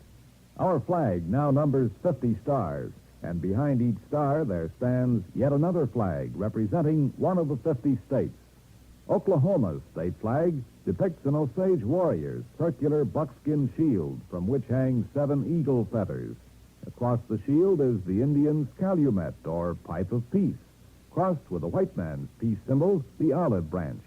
On the shield are small crosses, the Indian's graphic sign for stars, indicating lofty ideals or a purpose for high endeavor.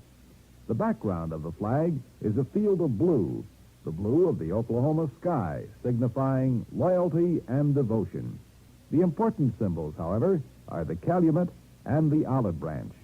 These override the shield, the symbol of war, and bespeak a predominant love of peace by a united people. Oklahoma's state flag, the flag of the 46th state to enter the Union, was adopted on April 2nd, 1925. Now, here's our star to tell you about next week's story. Next week, a terrible storm that yields up a body from the deep. Join us, won't you? Yours truly, Johnny Dollar.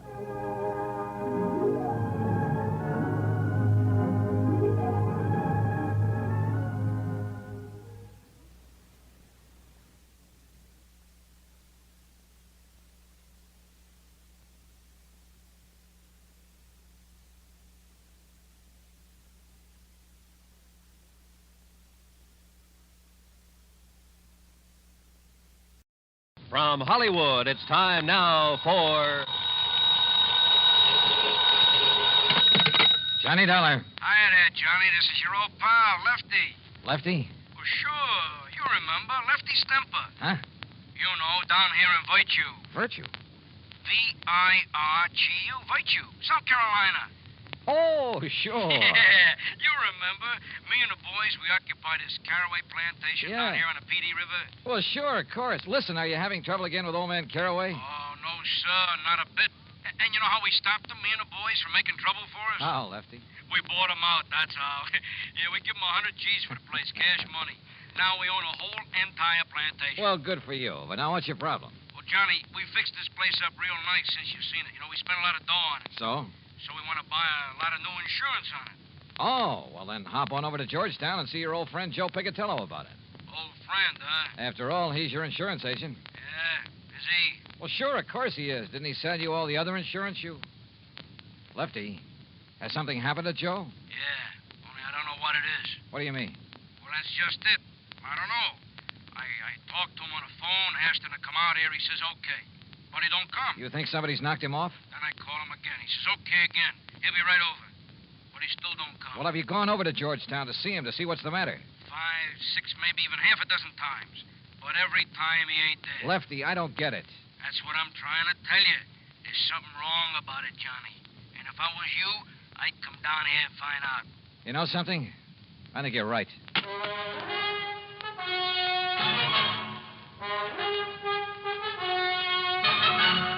Bob Bailey in the exciting adventures of the man with the action-packed expense account, America's fabulous freelance insurance investigator. Yours truly, Johnny Dollar.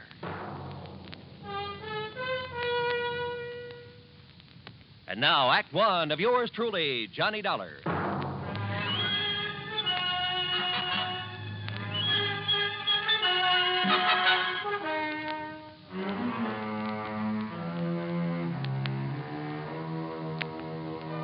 Expense account submitted by Special Investigator Johnny Dollar to the Continental Insurance Company, Home Office, New York, New York.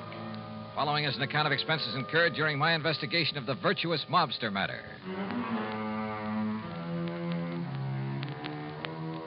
Expense account item 1, $7.85, train to New York City and taxi to the office of Continental Insurance Company. Fortunately, my contact there, Ben Orloff, was in. Come Come in, Mr. Dollar. Come in. Thanks. Sit How are down. you? Sit down. Thanks. Now, Mr. Orloff. Wait a minute. Don't tell me you never received that check for your services down in South Carolina. Oh, yes, I got that. But Why, what I had that mailed out to you nearly 2 months ago. Yes, I said I got it. Oh, good. Incidentally, I thoroughly enjoyed your report on that case, the Village of Virtue matter, you called it? Yes, Though I why know. a group of ex-gangsters should decide to settle in a town called Virtue, I'll never understand. Well, Were they really behaving themselves, as your report indicated, or had they been using that old plantation for a sort of hideout? Their records have been clean down there for over 20 years now. Is that so? Well... maybe the answer to organized crime is to give all those fellows a nice, quiet plantation to live on. Yes. Though I must say that when our agent down there, Joseph Picatello... It's about Joe that I've come to talk I to. must say that I was a bit concerned when I found Joe had sold policies to characters like Lefty Stemper and Bully Magoon and Flippy Lackovich. Mr. Orloff. Why, those were the very sort of men that Thomas E. Dewey chased out of New York when he was D.A. some years ago. Mr. Orloff. That was before Dewey became governor, you know. So naturally, what were you going to say about Joe Picatello? Have you heard from Joe recently? No, I don't think I have, now that you mention it. Because I just Why? talked over the phone. Wait. You must understand one thing, Mr. Dollar. Oh, what's that? Our office down there in Georgetown is probably the smallest one we have in the whole country. Joe really doesn't handle much business for us, you know. Yes, I understand. I understood that when I talked to him in April. If it weren't for those mobsters over in Virtue... Ex-mobsters, Mr. Orloff. Well, if it wasn't for them and some of the townspeople to whom we've issued policies, I'd... Mr. Dollar, has something happened to Joe Picatello? That's what I want to find out. Because now that I think about it... Excuse me. Miss Bailey?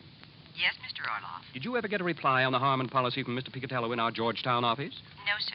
I've written Mr. Picatello several times now. Thank you.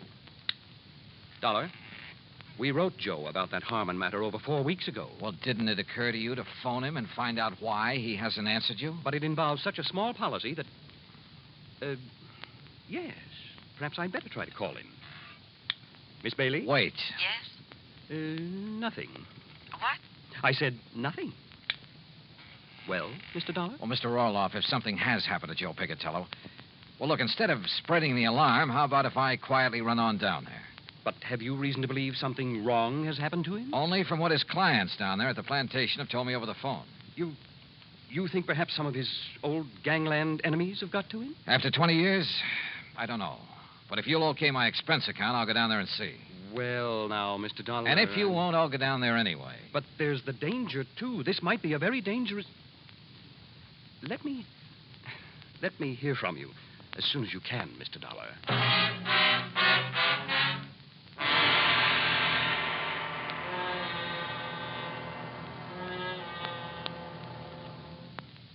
Act 2 of yours truly, Johnny Dollar, in a moment.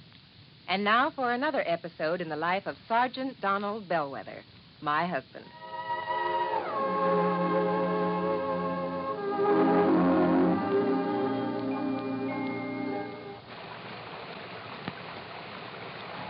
Oh, Donald, it's sure pouring, isn't it? Can you see all right? Oh, yeah, I can see. Those windshield wipers are operating with mechanical perfection. You notice there are no more streaks either since I put on the new rubber blade. You know, I think every driver should have his windshield wipers in good order. It's much safer. It would be much safer if everyone would slow down during wet weather like my husband is doing right now. Just being cautious, Reba. We don't want an accident in this downpour. We don't want an accident any time. Yeah, that's for sure. Well, the experts say that accidents just don't happen. Something causes accidents, and that cause can be prevented.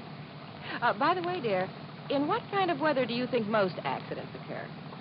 Oh, I'd say in rain or snowy weather or slippery weather when visibility is impaired. That's the wrong answer, dear.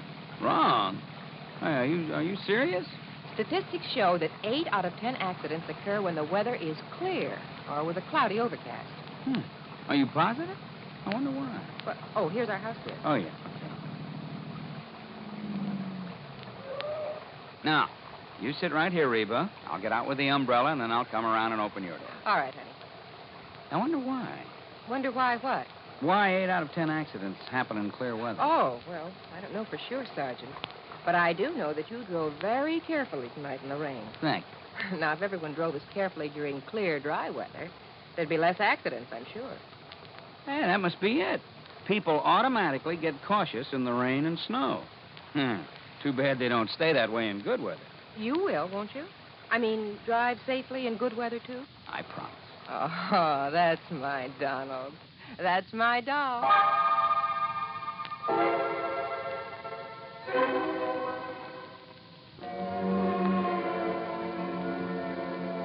And now, Act Two of yours truly, Johnny Dollar, and the Virtuous Mobster Matter. Expense account item 2, $28 even, transportation and incidentals, New York City to Georgetown, South Carolina. It was late when I pulled into the prosperous little southern community, and it was dark, pitch dark. Item 3, $50 deposit on a rental car. Item 4, 70 cents for a sandwich and a Coke at an all-night diner. Then I drove over to Joe Picatello's on a side street near the park. The small frame building that served as both office and living quarters for Joe was dark. But in the hope he might be asleep in his little apartment up above, I knocked. No answer. Until I was about to turn and go back to my car. There was the sound of a door slamming somewhere inside. But still no light showed. I knocked again. Then, faintly, I heard footsteps approaching. But why hadn't Joe turned on a light in there? Yeah? What do you want? Joe! Yeah? Joe, open up. It's Johnny Dollar. Johnny who? Johnny Dollar, insurance investigator, you know. Investigator? That's what you said? Are you kidding? What's the matter with you, pal? Open up. Yeah. Sure.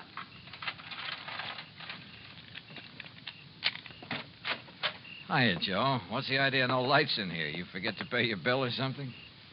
Maybe. What do you want? What? Investigator, you said, Willie. Did you hear that? Willie. Yeah, I heard. Hey, what is this? Don't move. Huh? Oh, no, you don't. Oh.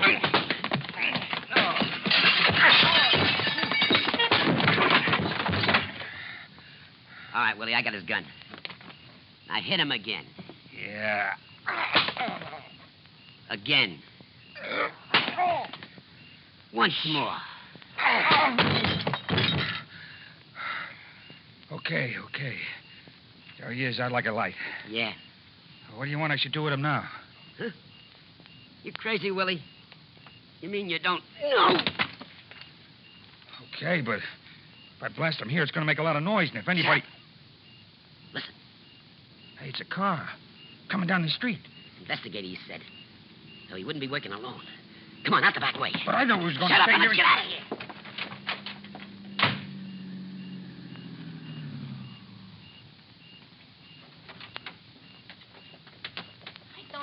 I don't see no lights on, Lefty. Well, maybe Joe's went to bed, if he's there. He didn't answer the phone when you called him. Listen, Flippy, Johnny Dollar told me I should come down here and look for Joe myself. So come on, we'll see. Oh, whatever you say, Lefty. Only I thought that Johnny was coming down here himself to... Huh? Hey, look, this door's open. Yeah, you look what I stepped on. Joe, what happened there? That ain't Joe. It's Johnny Dollar. Johnny Dollar. Hey, you're right, Flippy. Somebody must... Listen, get away. Oh, Johnny. Johnny, it's me. It's me, Lefty. Lefty? And me, Flippy. Johnny, okay? You all right? Yeah, I... Holy... Who done this to you, Johnny? Yeah, we'll murderize him. Hey, Flippy, turn on some lights. Yeah, sure.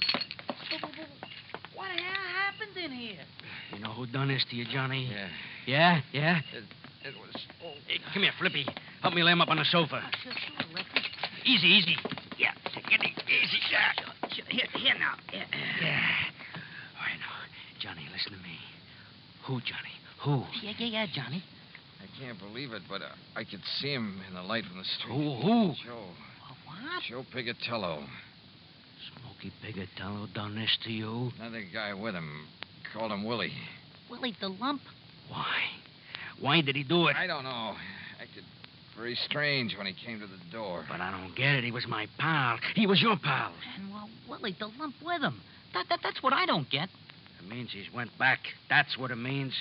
He's went back to the old racket, dope smuggling. No. Yeah, him and Willie the Lump was partners in the old days. But 20 years. Joe's been straight, Lefty. Like you and me and Bully Magoon. Yeah, for 20 years, you and me and Bully, the only guns we ever used was for hunting, for killing snakes.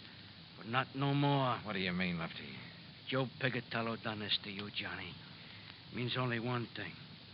There's only one thing we can do. No. He's right, Johnny. No, Lefty. Yeah, Johnny. First we take you back to the plantation where you get all right again. No, listen to me. Then we Lefty. find Joe Pigatello. Flip and bully and me. No. And when we do... Huh? Well, now, what are you punks doing here, huh? Hey. Joe. That's right. Who'd you expect? What's the big idea? All right, don't move. Because, Joe, I'm going to blast your head off. Act 3 of yours truly, Johnny Dollar, in a moment. Do you know who said, every individual in society has certain powers, rights, and privileges which no other individual can justly abridge or destroy? Those words were written by Noah Webster, the man who compiled America's first great dictionary. Mr. Webster knew that if the country which he had seen come into being were to succeed, the rights of the individual have to be protected. Each person is entitled to certain basic rights, powers, and privileges which must not be taken away because of the whim of someone with greater power. In the United States, the individual is important regardless of his wealth, power, or position. The importance of the individual is closely linked to the American tradition. Remember the words of Noah Webster. They are part of your American heritage. The rights and privileges of the individual must be preserved. And now, Act 3 of yours truly, Johnny Dollar, and the Virtuous Mobster Matter.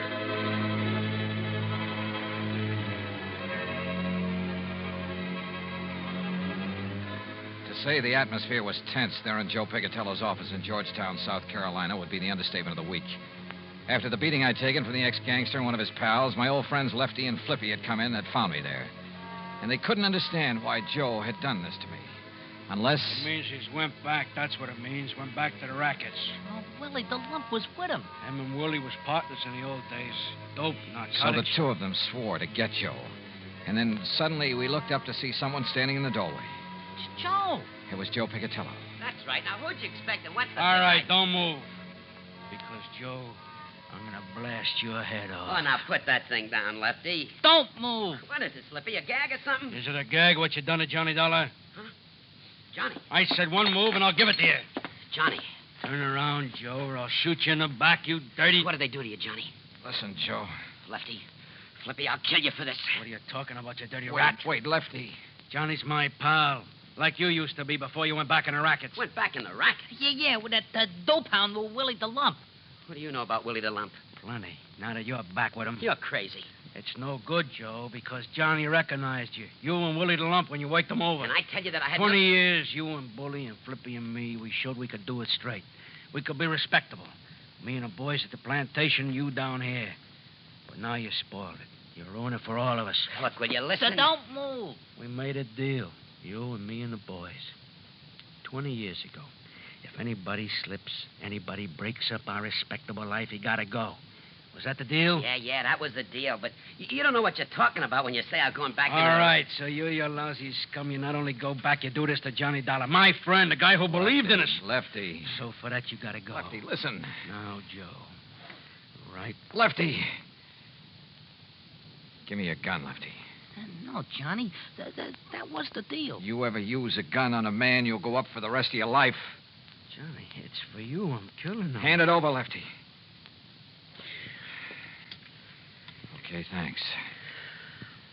You see, it wasn't Joe who worked me over. What? I thought it was. It looked like him. It sounded like him. Then it was him. Look at his hands, his face, his clothes. Is this the man I fought with in here 5 minutes ago? Sure, maybe I did get the worst of it with two of them on top of me. But believe me, I cut them up some, too. He's right, Lefty. Yeah, but then I don't... Look, if it wasn't him... The twin. You're right, Lefty. It must be the twin. The twin here? All right, boys. Let me in on it, too, would you? Shep Larko, the twin they called him. That's what the law called him. Called him and Joe, the twins. Because they looked like each other. They talked like each other. There was always the alibi for each other. But what's Shep Larko doing here? I can't tell you, Flippy. Not yet.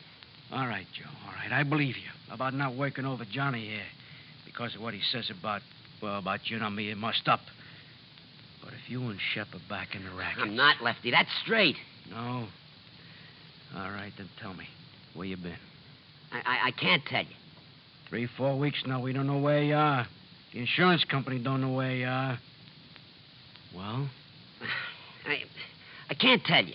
Now listen. Oh, you listen. You listen. If Shep and Willie have been here, they'll be coming back. Why? Yeah, Joe, why? I can't tell you. I can't tell you. All right. Listen. We're listening, Joe. The Secret Service. Huh? Well, after those killings up in Baltimore. During that smuggling job? Yeah, Johnny. They knew the twins, Shep Larko and Willie. Well, the boys in Washington knew they did it. But they didn't know where to find them. Well, go on, Joe. So they spread the word. The Secret Service spread the word. That I knew where Shep and Willie were. That I would lead them to them. You knew where they was, huh? No, but the law boys knew that'd flush them out. Get Shep and Willie out looking for me. Gunning for me. And the Secret Service didn't keep you undercover? Yeah, until today, back in Washington. But I talked to you on your phone right here. Oh, the line was rigged through to Washington. You said until today, Joe. Yeah, because Shep and Willie didn't show. The law boys had to make them show. So then they sent you here as living bait? Yeah. And they passed the word that you'd be here? That's it, Johnny. That's why Shep and Willie were waiting here when you came. That's why they'll come back now that I'm here. Boy, you stuck your neck out for the sake of going straight. I couldn't help myself. The Secret Service rigged it on me. Guy named Phillips. But now you're all in it. So, Flippy, turn out the lights. Yeah, let's get out of here. Oh, no. What? Oh, listen, we was crooks, but never killers. But it's killers that's coming to get Joe. What do you mean, Lefty? But they won't. And they won't get you, Johnny. Sorry, Lefty, I can't move. But then we're staying. For you and Joe. Yeah, right. So turn out the lights, Flippy. You're too late, boys. Shep.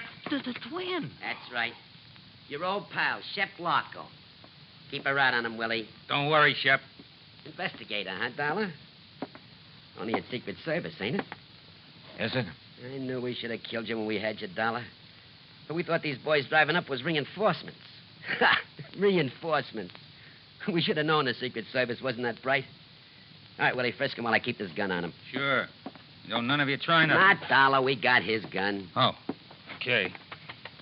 Just what do you intend doing, Shep? They're clean, Shep. What do you think?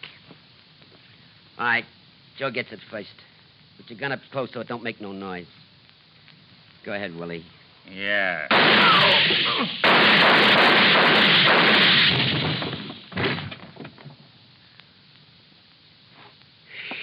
Whew. Oh, you got them both. And I thought you couldn't move. Yeah, boy. Thanks, Johnny. Thanks. Thank Lefty for giving me his gun when I asked for it, Joe. Oh. Hey, look. Any of you guys know a good doctor?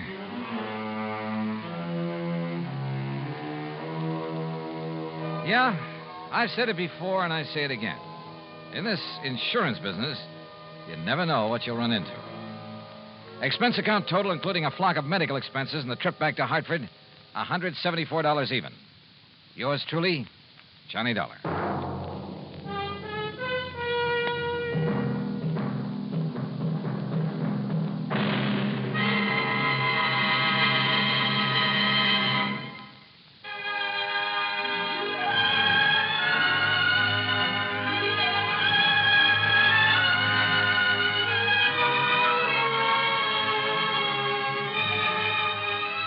Yours truly, Johnny Dollar, starring Bob Bailey, originates in Hollywood and is produced and directed by Jack Johnstone, who also wrote today's story. Heard in our cast were Gene Tatum, Jack Crucian, Les Tremaine, Billy Hallett, Frank Gerstle, and Gil Stratton, Jr. Be sure to join us next week, same time and station, for another exciting story of yours truly, Johnny Dollar. This is Roy Rowan speaking.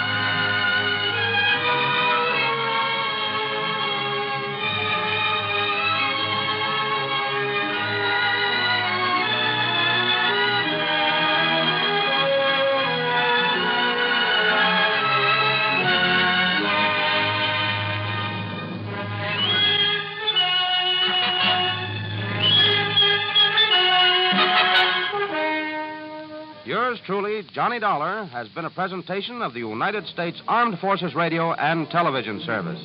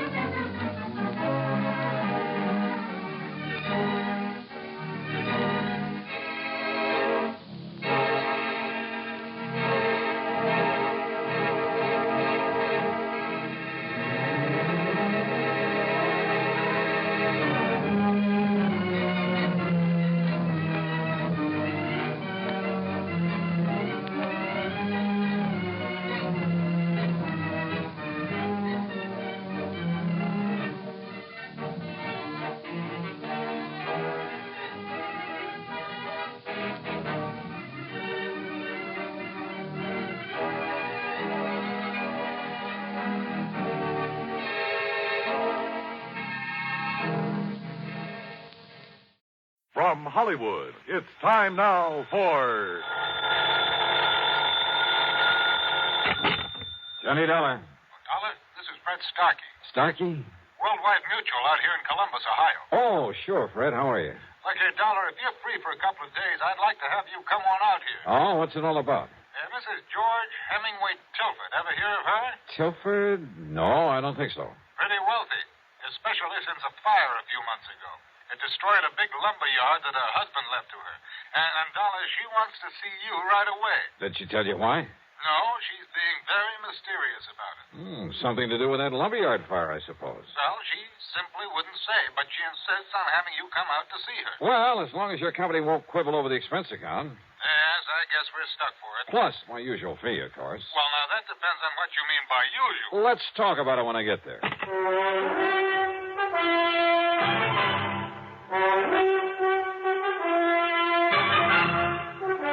CBS Radio brings you Bob Bailey in the exciting adventures of the man with the action-packed expense account. America's fabulous freelance insurance investigator. Yours truly, Johnny Dollar.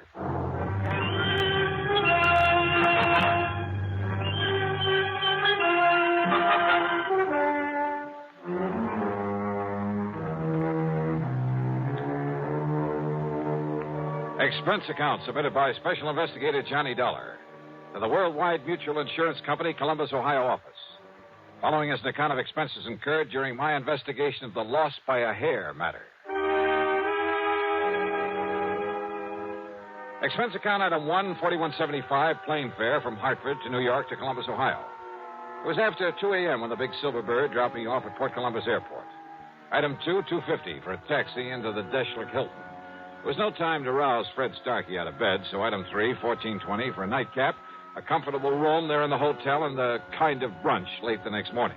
So late, as a matter of fact, that I had to wait for Starkey to come back from his lunch before I could see him at the office of Worldwide Mutual. See him and ask him questions. Sorry, Dollar, but you just won't say. Yeah, well, now look, Fred, I like to know something about a case I've come this far to handle. I'm not even sure there's a case here. Well, you told me that she owned a big lumber yard that had burned down some months ago. Exactly 9 weeks ago. All right, how much insurance? Dollar, it was a total loss. It cost the company $330,000. Wow, wait. Fortunately, it was underinsured. Underinsured? Well, these days, the ground alone out there is worth that much. Out where? It's near Minerva Park. Arson by any chance? No. No sign of it whatsoever. She, possibly need the money? Hardly. Her husband left her over $250,000 in securities when he died a couple of years ago. No. Nothing suspicious at all, huh? Except that suspicious mind of yours. Now, listen, Johnny, I didn't say her wanting to see you has anything to do with that fire. That was your idea. Maybe she just wants a look at you. A great admirer of yours, I understand. Oh, sure. Well, do you always expect to find arson, fraud, or murder, some sort of crime whenever somebody calls on you? No, not always.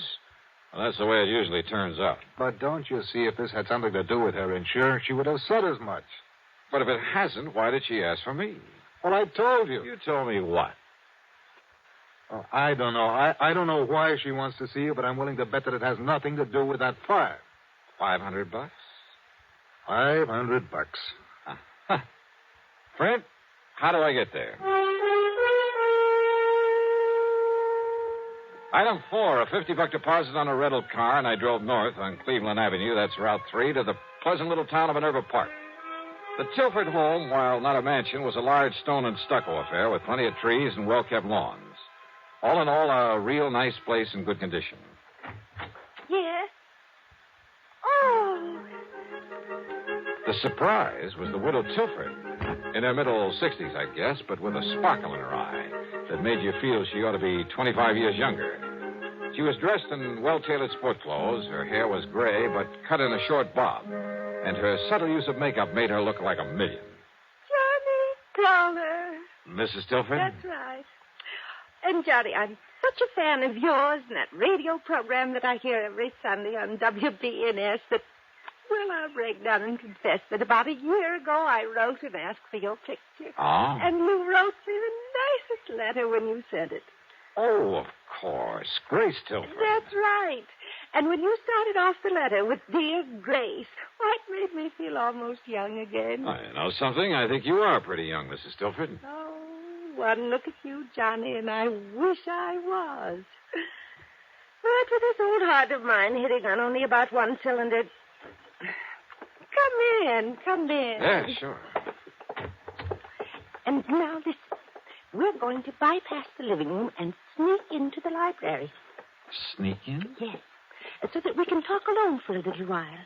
You see, your 3 suspects are there in the living room. You see? Just, what do you mean by suspects? Right in here, Johnny, and they won't disturb us. Okay. Now, sit down and be comfortable. Thanks. Now, Johnny, I suppose you're curious about why I sent for you. Yeah, well, according to Fred Starkey, it's all a big mystery. Oh, mystery's right. Was right. But, Johnny, I've solved it. Oh? Yes. The mystery of why my lumberyard burned down a few weeks ago.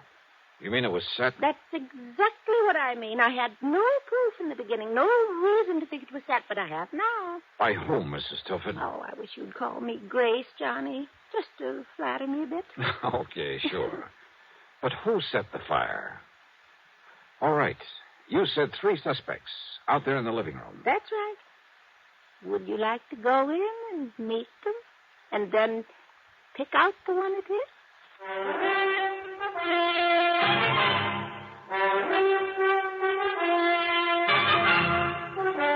You say that one of those 3 people sitting out there in the living room set that lumberyard fire. Yes, Johnny, and I collected $330,000 on it after all. The police and firemen had found nothing to indicate arson.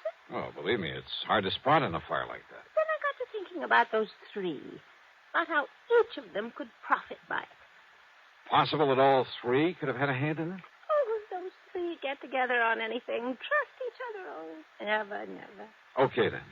Then a couple of days ago, I learned something. Proof that one of them did it. Which one? Well, if I know you, you're clever enough to find out. But if you already know, and suppose the one who did it knows that you know. Oh, not a chance. Oh, at least I don't think there is. And at least none of them has made any move against But me. if one of them... you better tell me which one.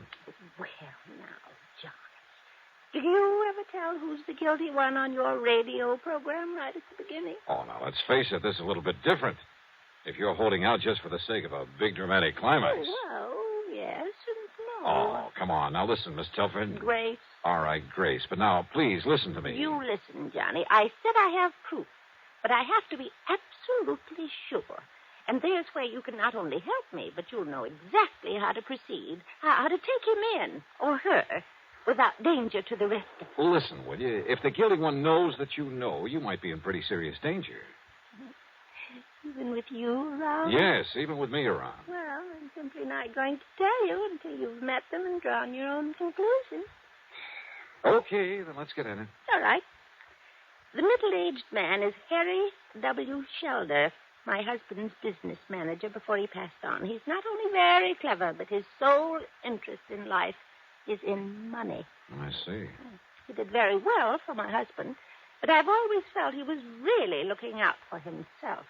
But why set off the lumber yard? Because replaced by homes and stores and supermarkets, it could be worth millions, he said. Ah, and you refused to do that. Yes.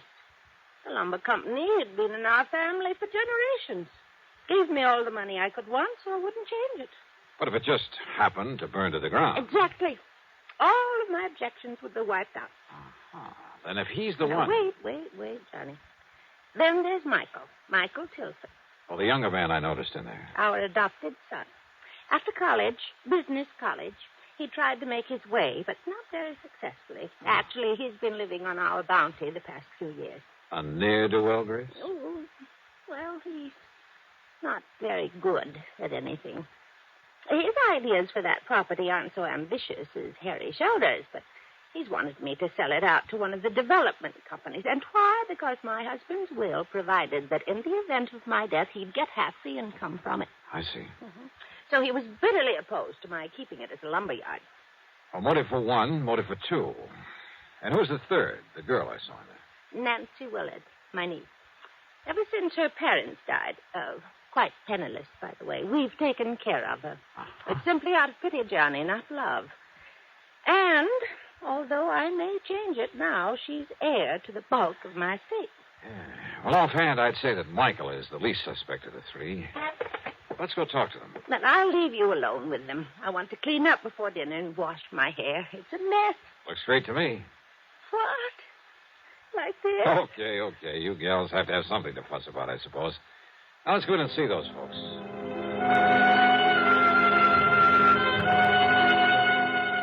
Under the circumstances, there was nothing I could do but play along with her little game, her dramatic little mystery matter. But not for too long.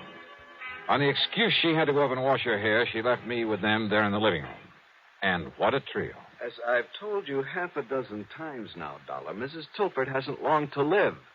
According to her doctor, not more than 5 or 6 years at the most. Don't you see what I mean? Maybe, Mr. Shelder. Go on. As long as she's alive and lets me handle things, she can make millions with that property. And you? Well, of course, I get a percentage of the capital gains I achieve for her. And I say those fancy plans of yours are too much of a gamble, Harry. Just wait, I Michael. say play it safe. Let somebody else take the risk. That's all. Then all we have to do is... all Muller has to do is sit by and share in the profit. A small share instead of all the profit. With you running things, I'd want a pretty good accounting, Harry. You think you could handle a project like I have in mind? One like I have in mind. Nothing to it. I wouldn't trust your judgment or you, as a matter of fact. Oh, now stop it, kids. What kind of people will Johnny Dollar think we are? Sorry, Johnny. Oh, I find this all very interesting, Nancy. Don't you see, Dollar? Listen to me. No, you listen, Michael. Every time we get together this way, it's the same old thing. I've said it before, and I say it again. Let Auntie Grace handle things her own way. Of course, you're well provided for without even having to lift a finger. That's right, Harry. I'm not one of the hired help. Nancy, I resent that. But she does have a point there. Sure, so go ahead and resent, but... Oh, now, look, it's cocktail time, so let's have Haskell bring in the drinks and talk about other things, or just get quietly loaded. Haskell, this is Haskell. There's no reason why one of us can't bring us. Don't bother, Harry. Yes, you called to me, miss? Bring in the portable bar and plenty of ice cubes. Yes, Mom. I'll be after getting it for you right away. Where's my aunt? About to get under the hairdryer last time I was up the stairs. Tell her to come down and join us. Yes, Mom, that I will. And while we're waiting, let's try to be civil to each other. To say I didn't particularly like these three would be an understatement. And I could picture any one of them having set that fire. For the next few minutes, they simply sat and glared at each other until we heard Mrs. Haskell come running clumsily down the stairs. Miss Nancy, Mr. Shelder, Mr. Michael. Haskell, I thought you were going to bring... Haskell, what's the matter? It's Mrs. Tilford up there in her room. Well? She's dead.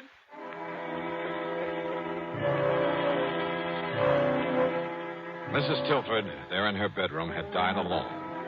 Apparently, she'd been sitting under a hairdryer, then simply fallen to the floor, the big professional-looking machine falling beside her. Fortunately, the heating coils had apparently broken before they could set fire to anything. A big hunk of suspicion started building up at the back of my head. But then Dr. Taylor came and pronounced it death from a heart attack. And yet I must confess I certainly didn't... Well, she took such good care of herself. I was certain she'd live on for several years. Well, I'll go downstairs and make out my report and arrange to have the body taken care of. Well, we won't have to argue about the handling of her affairs anymore. Unless, of course, the court lets me act as executor of her estate. In which case, I warn you... Harry, how can you be so callous about it? Oh, the poor dear darling. Oh, shut up, Haskell. But Michael's right, Harry. Oh, sure. I suppose you two are heartbroken about her dying like this. Alone. She died all alone up here. Quit. While we were downstairs trying to pick her apart like a bunch of vultures, in spite of the way she treated all of us. What do you mean by that, Mike? We got so much better than we deserved. That's what I mean. All three of us. Harry, never bothering to see her, to come here and be nice to her. Just parked in his office in town, juggling figures to get as much out of her as he could. Michael, I resent... I don't care if you do. Heaven only knows how much you've cheated her since Father died. Only your foster father, remember? And Nancy, sitting around here, sponging off her, sweet-talking her, waiting for her to die. Look who's talking. With all the things she's done for you, Michael, you haven't even had the decency to come and visit her now and then. Yes, I know. When was the last time you were here? A month ago, 6 weeks ago, the last time that Harry was here. Is that true, Mike? Yes, Mr. Dollar, I'm afraid But it you is. didn't hesitate to accept the money she kept sending you. At least I tried to make my own way. Oh, sure. Big, ambitious little Michael. Well, what have you done for her? At least I've stayed here these past few weeks and gone through the motions of being nice to her. Kept her company, helped her with her clothes, fixed her hair for her, and, well... Is that true, Mrs. Haskell? Yes, sir. Fixed her hair for her. Big deal. Miss Nancy even bought her that big hair-drying machine. Oh. And the poor dear loved it so she was washing her hair 3 and 4 times a week. Now, what's that got to do with what Wait a we're minute. discussing? That's right. If it hadn't been for this crazy Wait, don't- machine, she would have been downstairs where we might have... Oh, Wait. Well, don't take it out on the hairdryer, I Michael. said wait a minute. My brain was fairly spinning. A news item in the New York papers less than a month ago. A freak accident, 1 in a million at a beauty parlor. A professional hairdryer machine, exactly like the one lying here on the floor. There'd been pictures of it, sketches, to show exactly what had happened. A tiny wire had come loose. It shocked the customer so badly that she'd lost consciousness. There'd been a big noise over it.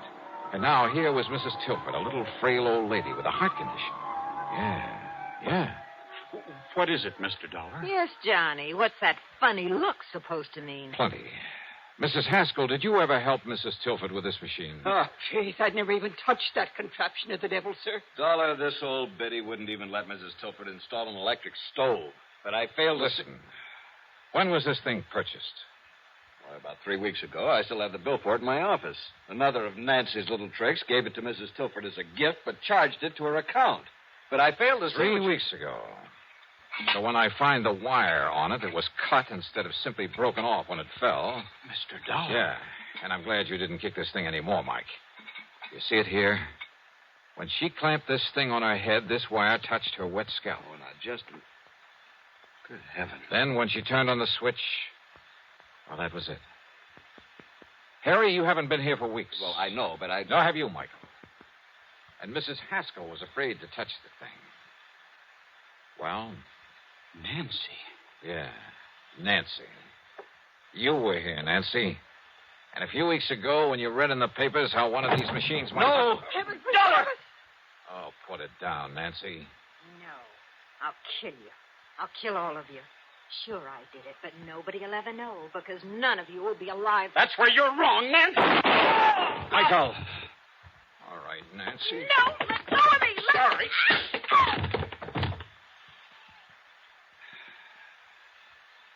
Learned a little lesson in clean living from this, Harry? Yes. Yes, Dollar. I'll call the police.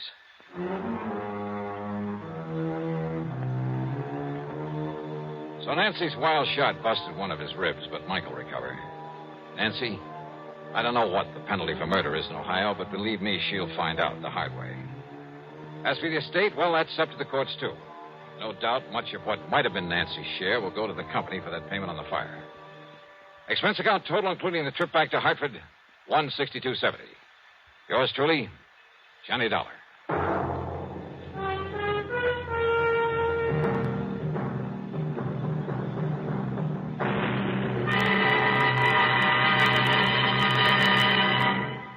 Our star to tell you about next week's story. Next week, a night in Paris that brings me fun, romance, and a quick brush with that old character known as Death. Join us, won't you? Yours truly, Johnny Dollar.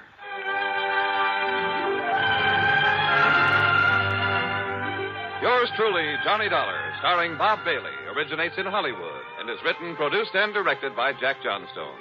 Heard in our cast were Virginia Gregg, Ellen Cleve, Shirley Mitchell, Ben Wright, Sam Edwards, Harry Bartell, and Lawrence Dobkin. Be sure to join us next week, same time and station, for another exciting story of Yours truly, Johnny Dollar. This is Jim Matthews speaking.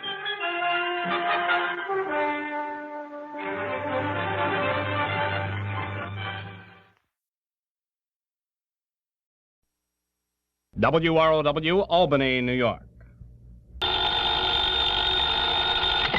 Johnny Dollar. This is Frank Harmon, Johnny, at Tri-Western Life here in Hartford. Hi, Frankie. Where have you been, anyway? Oh, I just got back from Lake Tahoe out on the West Coast. Well, then it's no wonder Jack Price couldn't get hold of you. Price, in your office down in Corpus Christi? That's right. He called and told me he'd been trying to get you on the phone for several days. Oh, well, I'm sorry. He has a problem, a pretty big one. When he couldn't reach you, he sent it on. He sent her on to us. It? Her? Which is it? Both. So come on over here, will you? There's no time to waste. Oh, what's it all about? Well, all I can tell you is, well, somehow you've got to prevent a murder.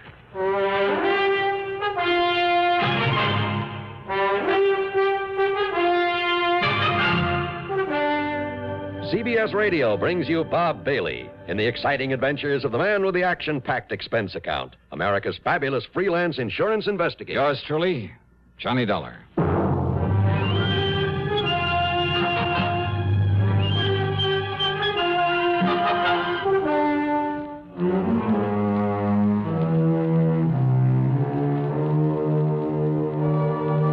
Expense account submitted by Special Investigator Johnny Dollar to the New England Office of Tri-Western Life Insurance Company. Following is an account of expenses incurred during my investigation of the unworthy kin matter.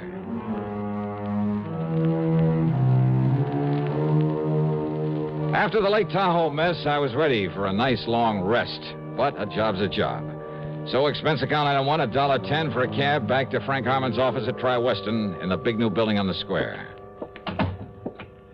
Glad you finally got back here, Johnny. Hiya, Frankie. Yeah, sit down. I'll get right to the point. Okay. Try to give you the whole story before she gets here. Who's she? Name is Jean Unworthy. Unworthy? That's right.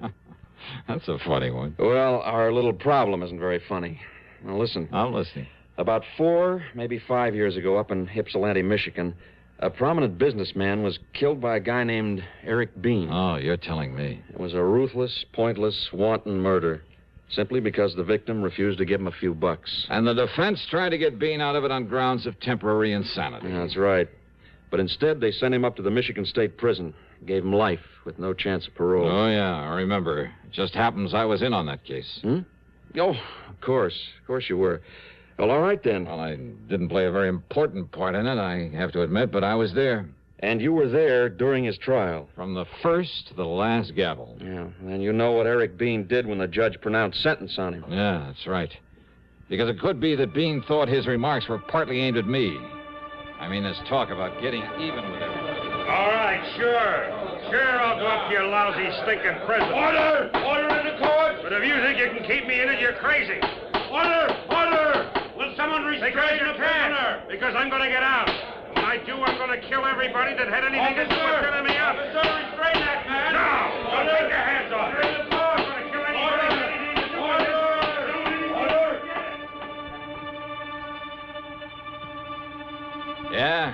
Yeah, Frankie, it was the typical threat of a tough criminal to get out someday and get even with everybody. By killing them. That's what he said. Including you?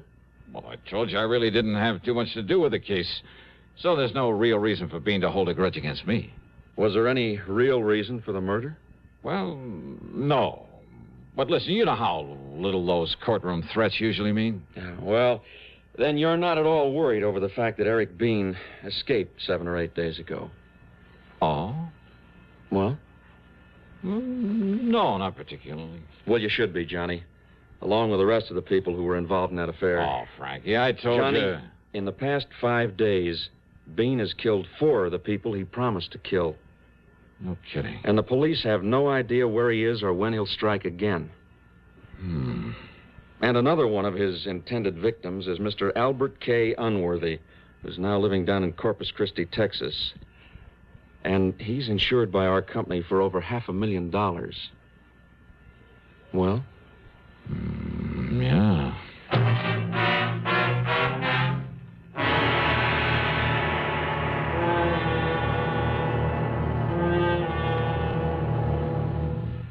Be sociable. Have a Pepsi. That reminds me of a tip I've been meaning to give you. Whenever you buy Pepsi-Cola, get an extra carton. This is the secret of effortless entertaining. You know by now that as the parties go, so goes the Pepsi.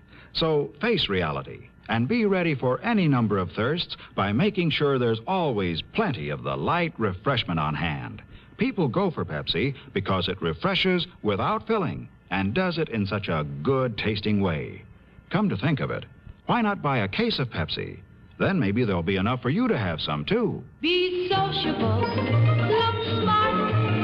Keep up to date with Pepsi. Drink light, refreshing Pepsi. Stay young and fair and debonair. Be sociable. Have a Pepsi.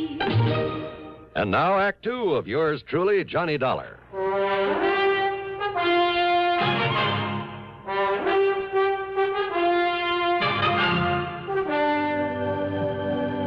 All right now, Johnny, when Jack Price wasn't able to reach you, he dumped the whole thing in my lap, including the old man's daughter, Jean.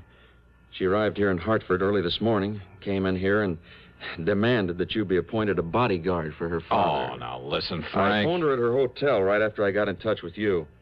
She's probably on her way over here to see you right now. Hey, look, Frank, I'm an investigator, not a body... Listen, buddy. Are you forgetting Eric Bean may have you high on his list, too? So what? So what? If I keep my eyes open, my manners and my... Oh, I see. What? Yeah, put 2 of Eric Bean's intended victims together. Give him a wide-open chance to kill 2 birds with 1 stone, so to speak, and he's almost bound to show. Yeah, so the cops who've been standing by pick him up along with our 2 bodies. And the company has done a great public service. Hooray. No, that wasn't what I was thinking of at all. Frank, I couldn't go down there to Corpus Christi right away anyway. Why not? First thing tomorrow morning, I have an appointment in New York with an attorney for a deposition in that Lake Tahoe case I just wound up. Oh, so you lose a few hours. And what's more, I hate those bodyguard assignments, and you know it. But when such an important client's involved, Johnny... Well, there's nothing but a lot of trouble with an A-1 chance of getting shot in the back. Yeah, but don't you see... No, Frank, I'm sorry. If Unworthy wants protection, let him call in the police. They have a very good force there in Corpus Christi. Johnny. And when this dame, this daughter gets here, well, simply tell her I don't want the case. And I mean it, Frank.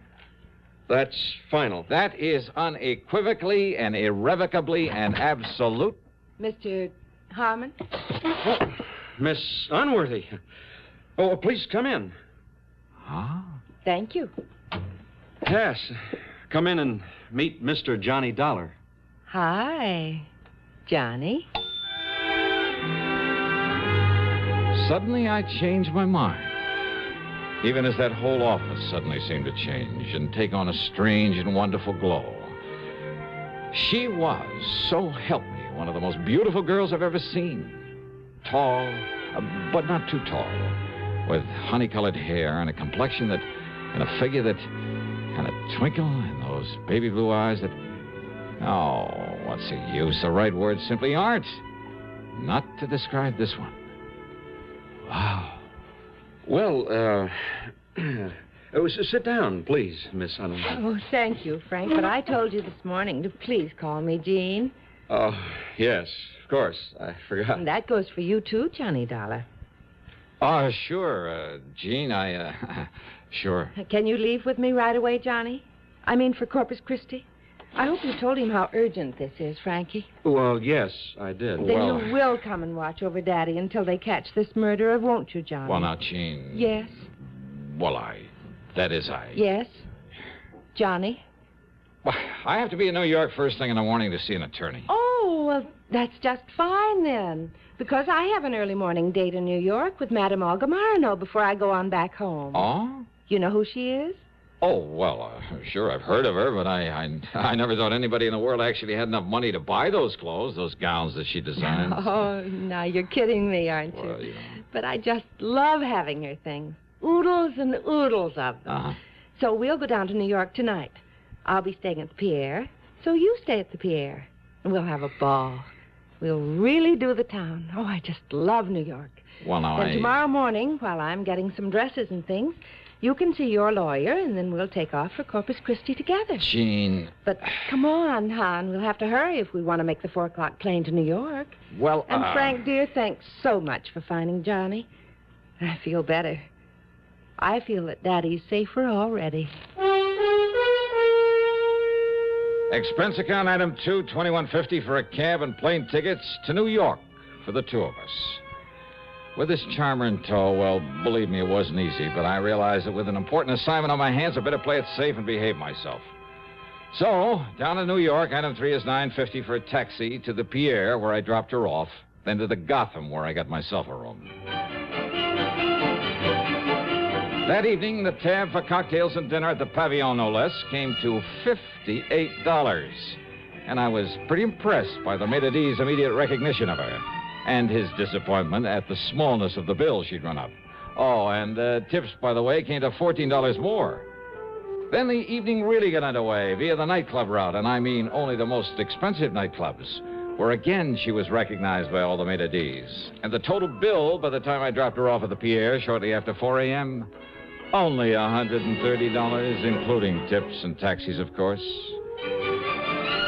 I hope my deposition the next morning in the attorney's office made some sense because I was bushed.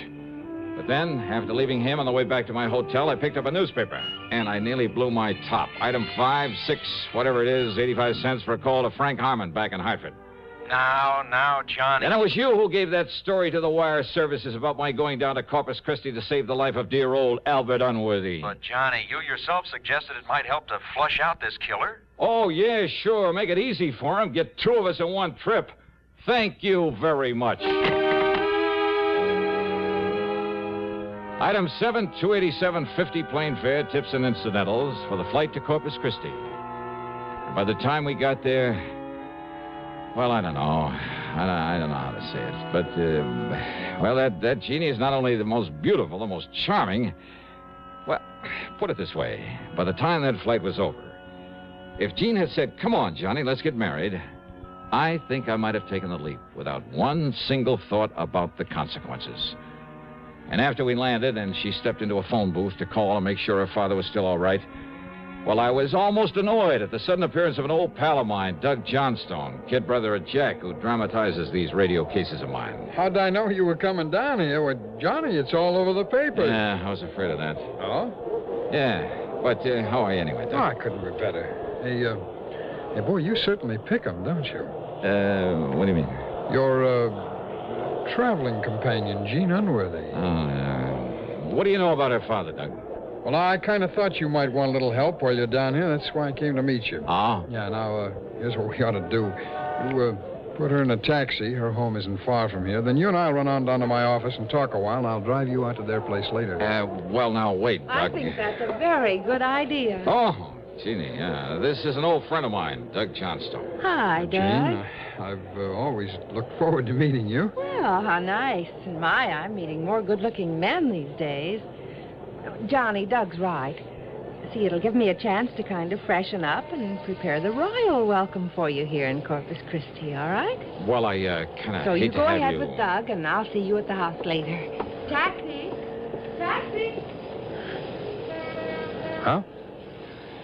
Okay, Doug, let's go.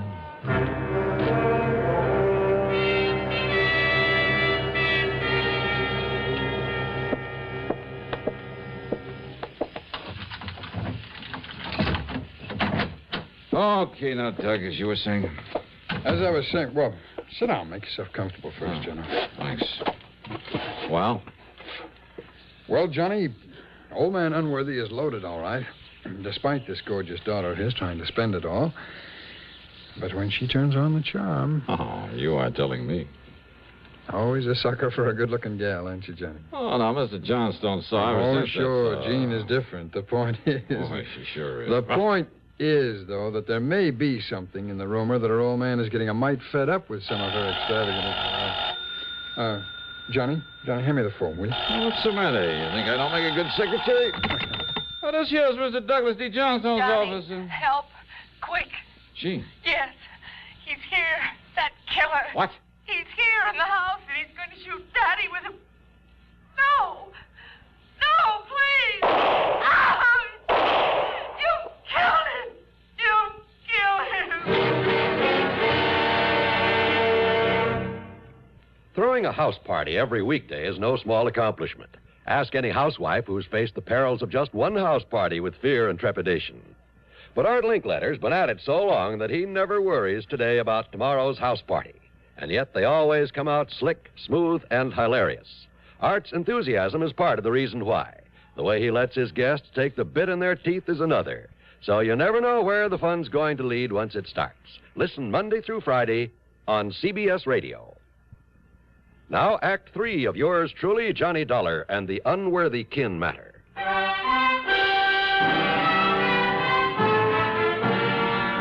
Doug Johnstone and I tore out to the house, and, yeah, Mr. Albert K. Unworthy was dead, all right. 3 neat, clean bullet holes in his temple.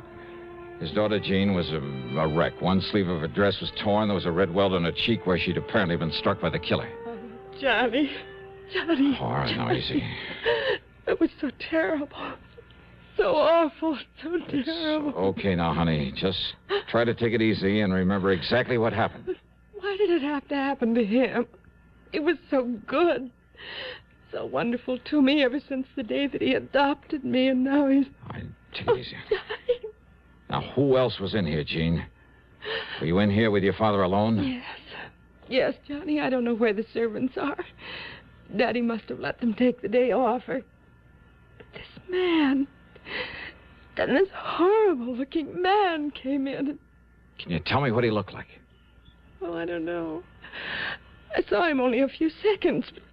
He was short, and he was heavy set, and that thick black curly hair that came down to a point on his forehead. Yeah. Go on, Jean. That strange pale, that pallor. His face was almost gray. After 7 years in the And one of his ears, it was kind of mashed, like a piece of cauliflower. There was a dirty scar, too, on his hand when he held that pistol on poor Daddy. Oh, Johnny. And his height, his weight. Have you any idea? Oh, I don't know. He was maybe 5'7" or 8. And he was heavy. Maybe 180 pounds or something. He was stocky. You ask me, that fits the newspaper description of Eric Bean almost to a T, John. Had you ever seen Eric Bean before, Jean? No, Johnny. And there was that wild animal look in his eyes. And he came rushing in here with that gun, and I tried to call you, but he knocked me down, and then he... I guess I passed out. Right, easy. Oh, Johnny, please help me. Yeah, sure. You want to call the police, Doug? Sure. Doug not only called the police, but the family doctor. And after Jean had given the police all the information she could, the doctor gave her a mild sedative and sent her up to bed. By that time, Jean's personal maid had come in, so after assuring her we'd do everything we could. Johnny, dear, don't you see? Now, you may be in danger from... Oh, dear. I guess whatever the doctor gave me, I can't stay awake. You'd come back, dear. Come back.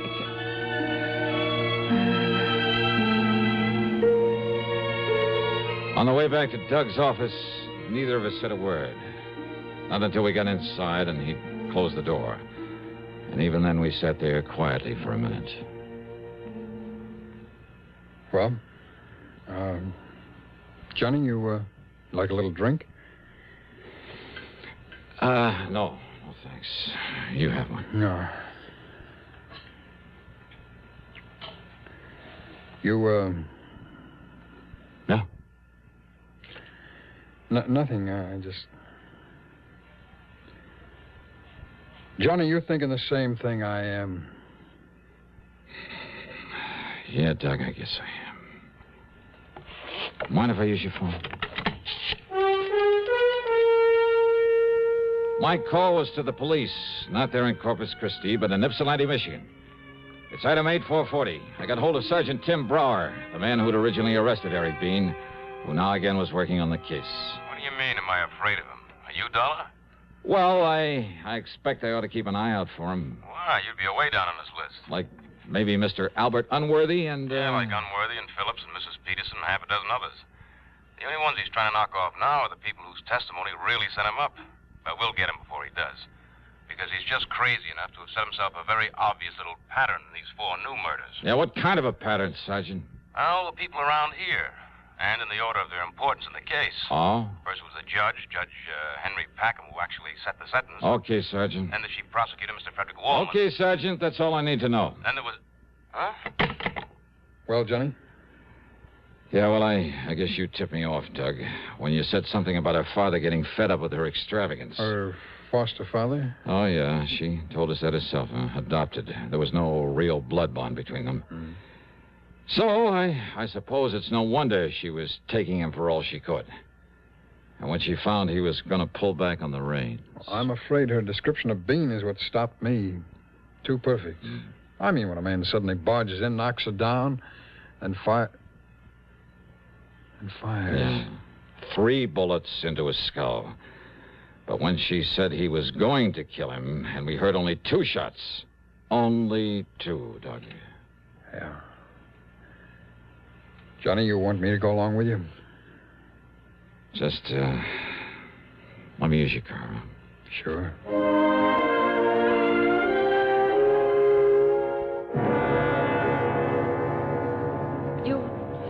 You mean you found the murderer, Johnny?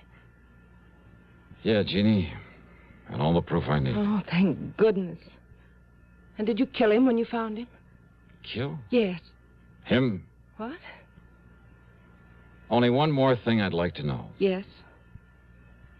Well, what is it, Johnny? What you did with the gun. Oh. Well? It's out in the little fish pond. Under the library when...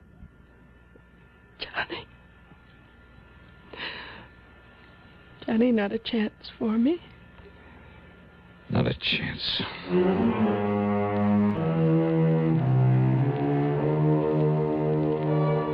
And I learned about women from her.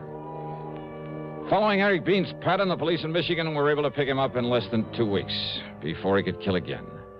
The expense account, the total, call it $500 even. Yours truly, Johnny Dollar.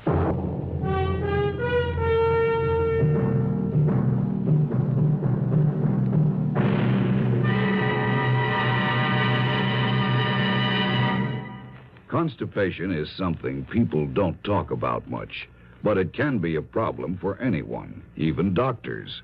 And when constipation occurs, it's interesting to see just what doctors consider important about a laxative they might use or recommend. Well, a majority of the doctors we heard from had this to say. A laxative should be effective, gentle, close to natural acting. A medicine that can be used with complete confidence. Now, X-Lax has been popular with many doctors and millions of people over the years because pleasant-tasting chocolated X-Lax is effective. Overnight, it helps you toward your normal regularity. X-Lax is so gentle, so close to natural acting, there's no upset. That's why many doctors and millions of people use X-Lax with complete confidence. X-Lax, the laxative that helps you toward your normal regularity gently, overnight. Now, here is our star to tell you about next week's story. Next week, the what goes matter is just what it sounds like, a real puzzler. So join us, won't you? Yours truly, Johnny Dollar.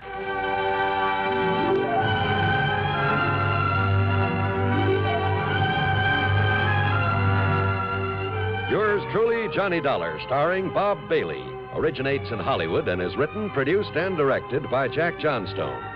Heard in our cast were Virginia Gregg, Dick Crenna, Frank Gerstle, Russell Thorson, Stacey Harris, James McCallion, Bill James, and Gus Bays. This is John Wall speaking. Next, a study in terror entitled Nightman on Suspense on the CBS Radio Network.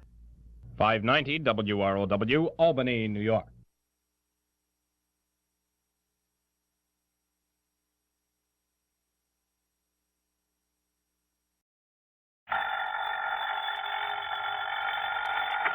Johnny Dollar.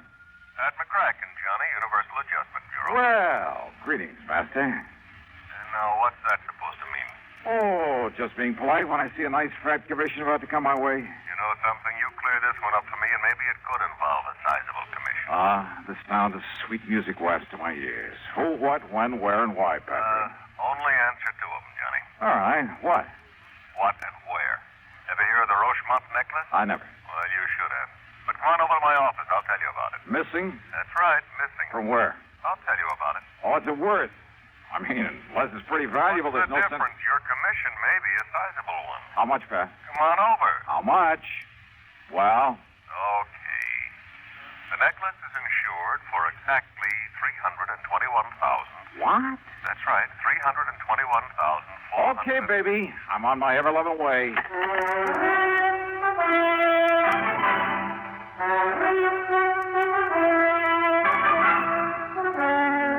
CBS Radio brings you Bob Bailey in the exciting adventures of the man with the action-packed expense account, America's fabulous freelance insurance investigator. Yours truly, Johnny Dollar.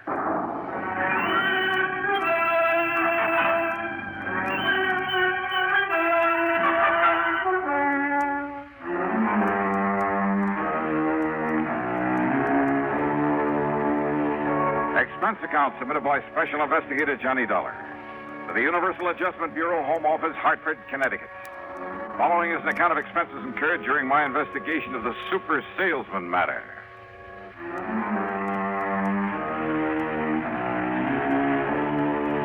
As always, the promise of a big commission did sound like sweet music to me. So, expense account item 1 is $1.25 for a cab to the Office of Universal Adjustment in the Spear Building down on the square where Pat was waiting for me.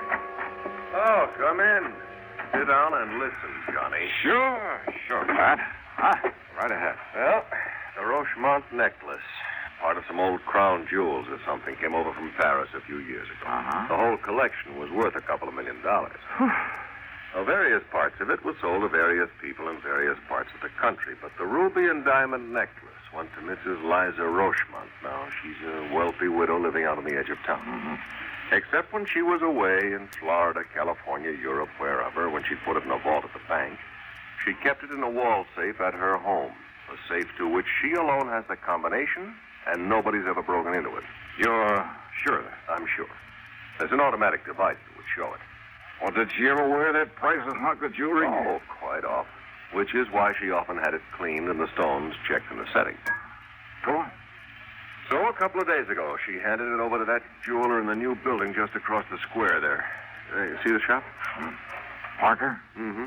Clayton Parker. Oh, seems to me she'd pick one of the big ones, one of the old-time firms, or send it down to New York to Tiffany's or Cartier or someone like that. After all, well, that's exactly what her insurance man, Tim Pringle, you know him, Surety Mutual. Oh. Yeah, well, Tim told her this morning when he found out what's happened. What's happened?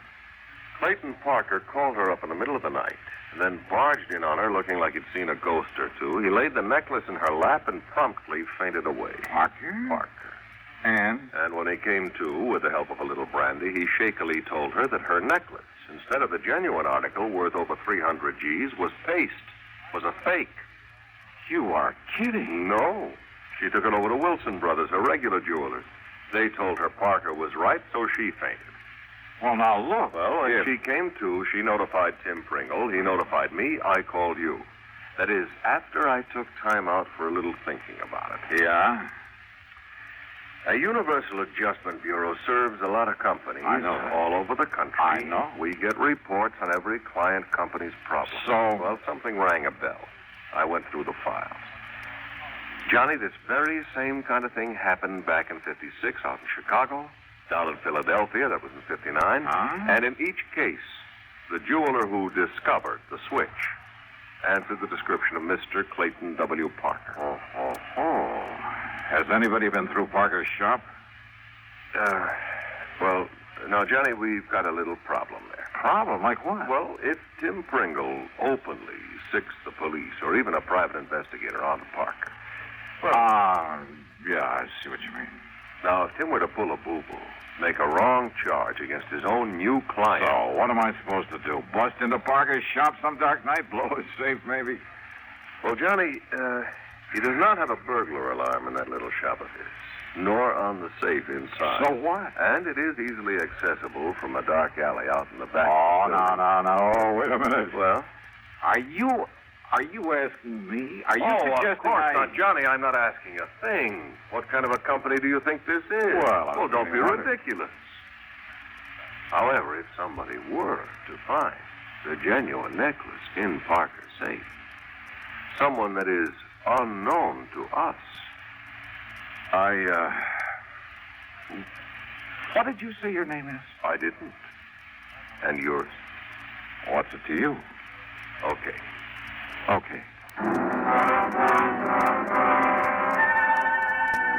Item 2, $100 to a man named Fingers J.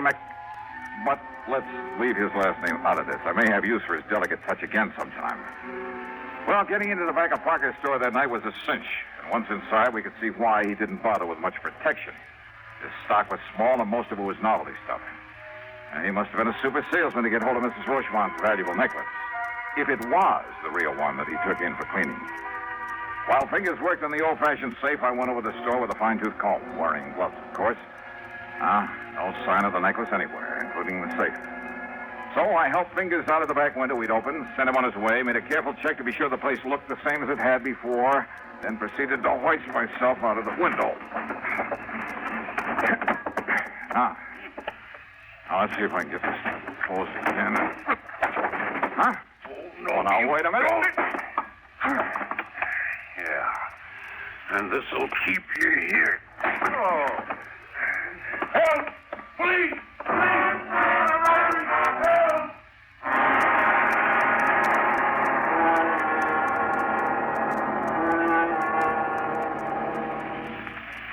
Listen carefully. Get the picture. Timber needed for thousands upon thousands of new houses is needlessly destroyed. Watersheds supplying vitally needed water for industry and life itself are laid waste. Wildlife is cruelly killed, their habitats ruined for many years to come. Sorely needed outdoor recreational areas are burned black. Homes are leveled to the ground and human lives destroyed. And what causes this terrible destruction, this tragic loss? It can be as tiny a thing as one paper match. 90% of our forest fires are caused by people. People who are careless for just one fatal instance with their cigarettes, matches, campfires. Every American, every one of us, man, woman, or child, is a potential firebug. It takes only a moment's carelessness or thoughtlessness to set fire loose in the forest. Let's all observe the simple common sense rules of forest fire protection. Remember, only you can prevent forest fires. And now, Act 2 of yours truly, Johnny Dollar.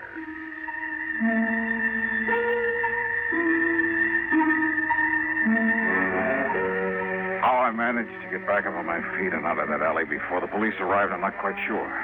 But I somehow did. I ran a couple of blocks through some other alleys and then, playing drunk, which wasn't hard after that club on the head, I grabbed a taxi. That's item 3, $1.50. I went back to my apartment, had a couple of stiff drinks, a couple of aspirins, and soaked my aching head with a wet towel. And after a good night's rest, I was all set to call Pat McCracken and tell him to go jump into the nearest lake. Until I remembered that officially he'd had nothing to do with all this. And then I did some thinking. If what Pat had told me was true, only 2 people could possibly have substituted a phony for the Rochemont necklace. The wealthy Mrs. Rochemont herself, of course. This new small-time jeweler, this Clayton Parker. But it wasn't in the store. Yeah. So maybe hidden around his home someplace. Well, I could try. In the meantime, hope he hadn't recognized me in that alley. No doubt he'd be in a shop this morning. And if he was married.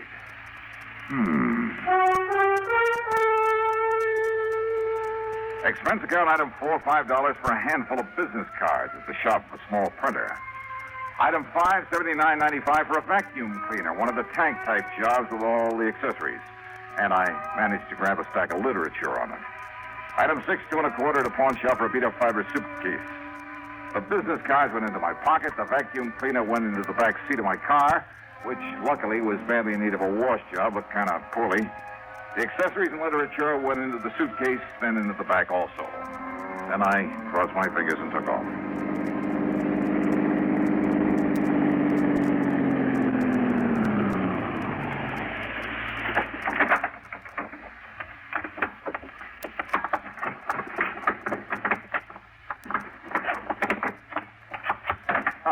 Here we are now.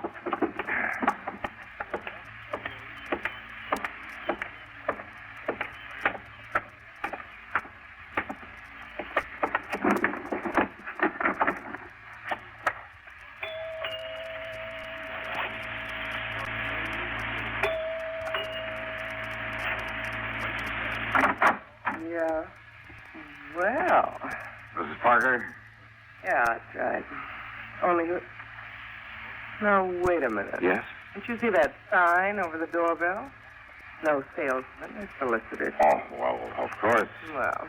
But I came in answer to the coupon you mailed asking for more information in the free demonstration. Coupon? Oh, yeah.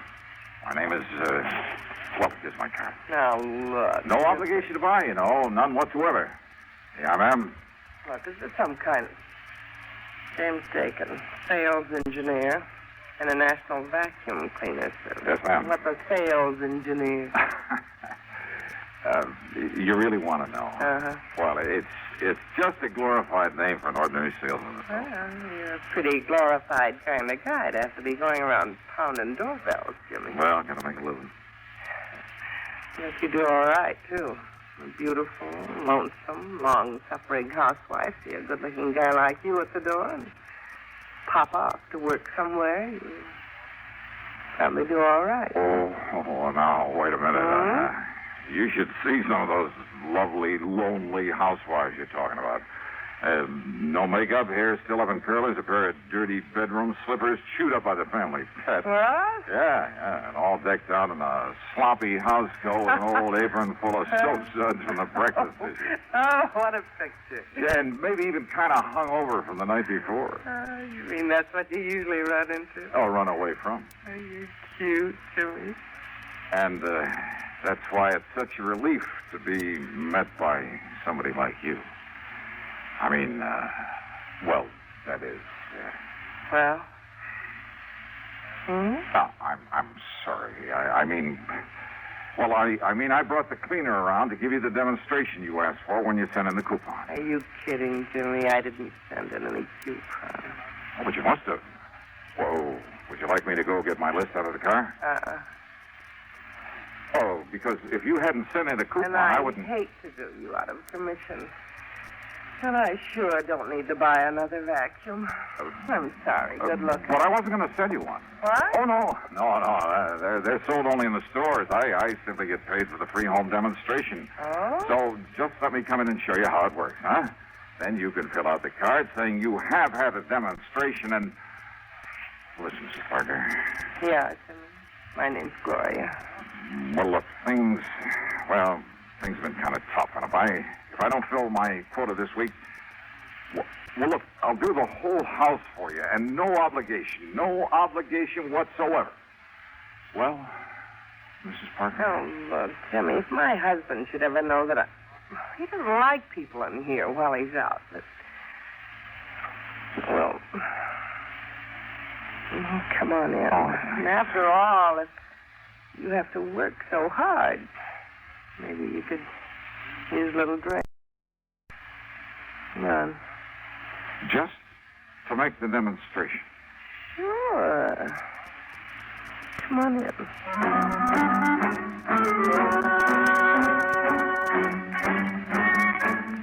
Oh, now just a minute.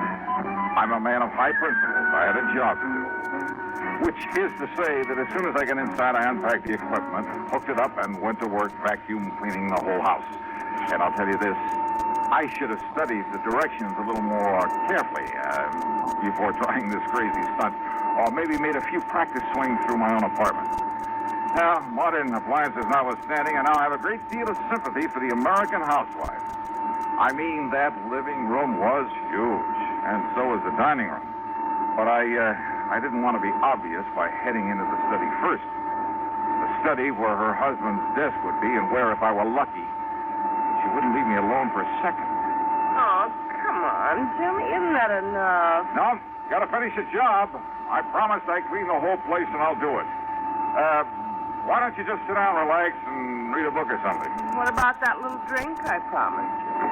We could have it right here in the den. Hey, look, I know. While you're out the bottle and some ice and soda. Yes, this will be fine. Suits me, too. See? We have the same taste. Yeah, well, while you're getting it, I'll finish up the study here, then we can sit down and relax a minute before I start. Relax, What? What did you say? Nothing. So I'll go get the drink. Yeah.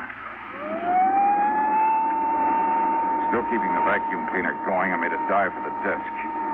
Top drawer and two on the side had only the usual junk in them. But the third one down had a small lock on it. By stepping on the handle, I was able to spring it. And there inside, a small black metal box. Yeah, the Rochemont necklace.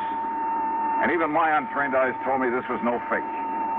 But I couldn't very well leave it there. And what if Gloria Parker knew about them? What if she suspected that my lousy job was just an excuse? Oh, right there on the desk nearly scared me of a year's road. It was my only phone. Oh, no, it quit in mid-ring. Yeah, she must have picked up an extension. And that gave me time to close the drawer again and finish up my cleaning job before she came back into the study. But when she did, instead of a couple of drinks in her hand, she carried one of those interesting little devices made out of blued steel. Okay, baby, that's enough. Huh? That's right. Now, why don't you just put up your hands over your head? That's right. Johnny.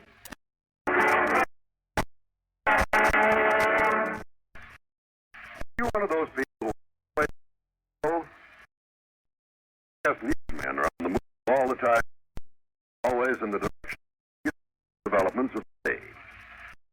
Schedule practical understanding of the value listeners put upon their services. They know you rely on them for accuracy at all times. And they have a first-hand appreciation of the importance of clarity and brevity as well. That all of these standards are kept in mind by our highly skilled, highly experienced men.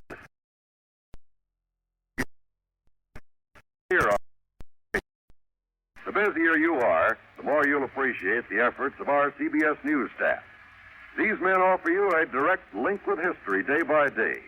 But more than that, they do their job with full regard for your busy schedule. For accuracy, brevity, and clarity in news reports. For news at frequent intervals at the most time. Every day. Now, Act 3 of yours truly, Johnny Dollar, and the Super Salesman Matter.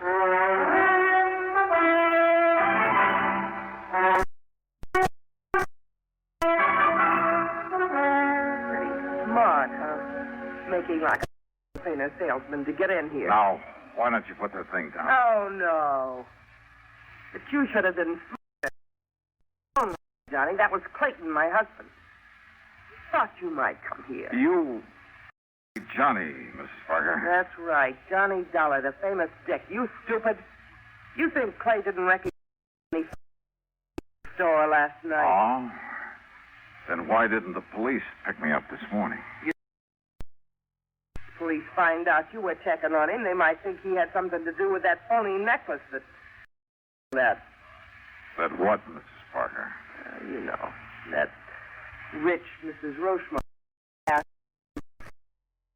him to know his phone. Gonna prove otherwise. Maybe. Oh, no. Got some crazy ideas. Well, I don't think anybody's going to hear them. Because when Clay gets... Ideas? What? What if I have some proof? Any...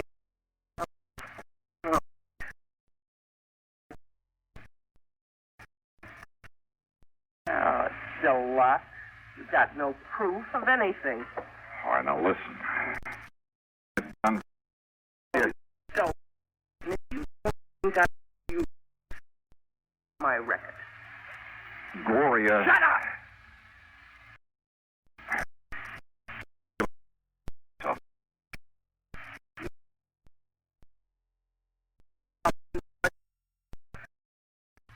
Go on.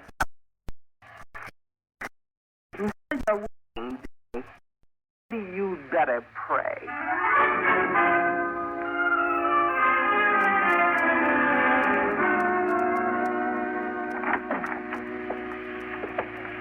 Good work, Glory. Sure, Clay.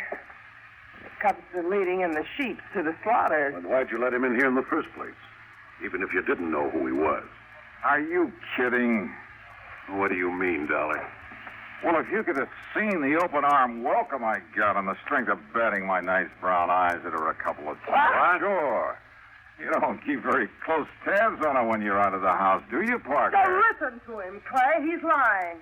He's trying to trick you, make you drop your guard. That's right. Won't work, Dollar. Okay, I tried. So, now you can call in the police to pick me up. Police? Don't make me laugh. Why do you think I didn't call them in last night? You're on this case. You sure of that? You trying to tell me they'd go for breaking and entering my shop? They or that insurance company of yours? In the hopes that maybe you'd find that pretty little necklace? Yeah, I see. So you admit that you substituted Tony. Well, keep that gun on him, Glory, while I make sure it's still okay. Don't worry. He doesn't have a chance. Where to look.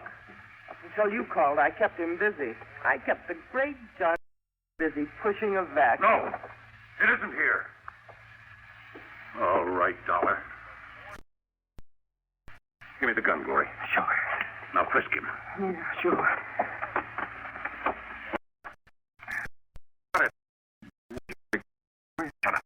Perfectly willing. Shut up! Not on him. Is anybody else in this house? No, Clay. And I only left him alone in this room for... Hear that? And shoot him down if he makes one move. Worry. He turned the room upside down, looked in and around, even outside the windows. He made me strip to my shorts and went through every inch of my clothes.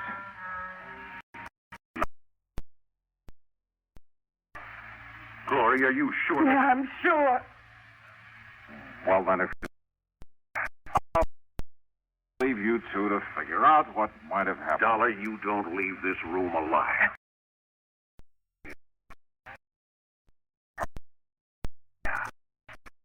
Police! Yeah, well, they don't get...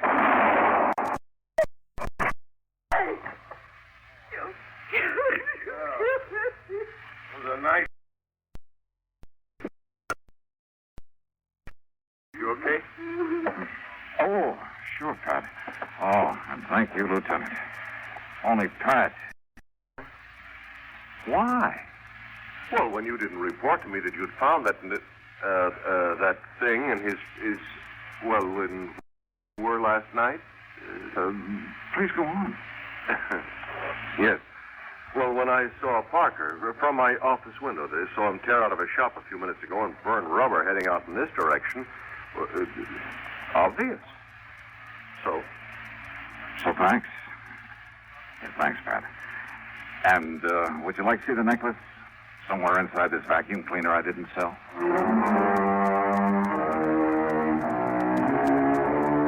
Parker is dead. His wife yammered all over the place in the hope of getting off easy. Optimist. So that's that. Expense account total $189.95. Oh, and by all means, don't forget my commission over $320,000. Yours truly, Sonny Dollar.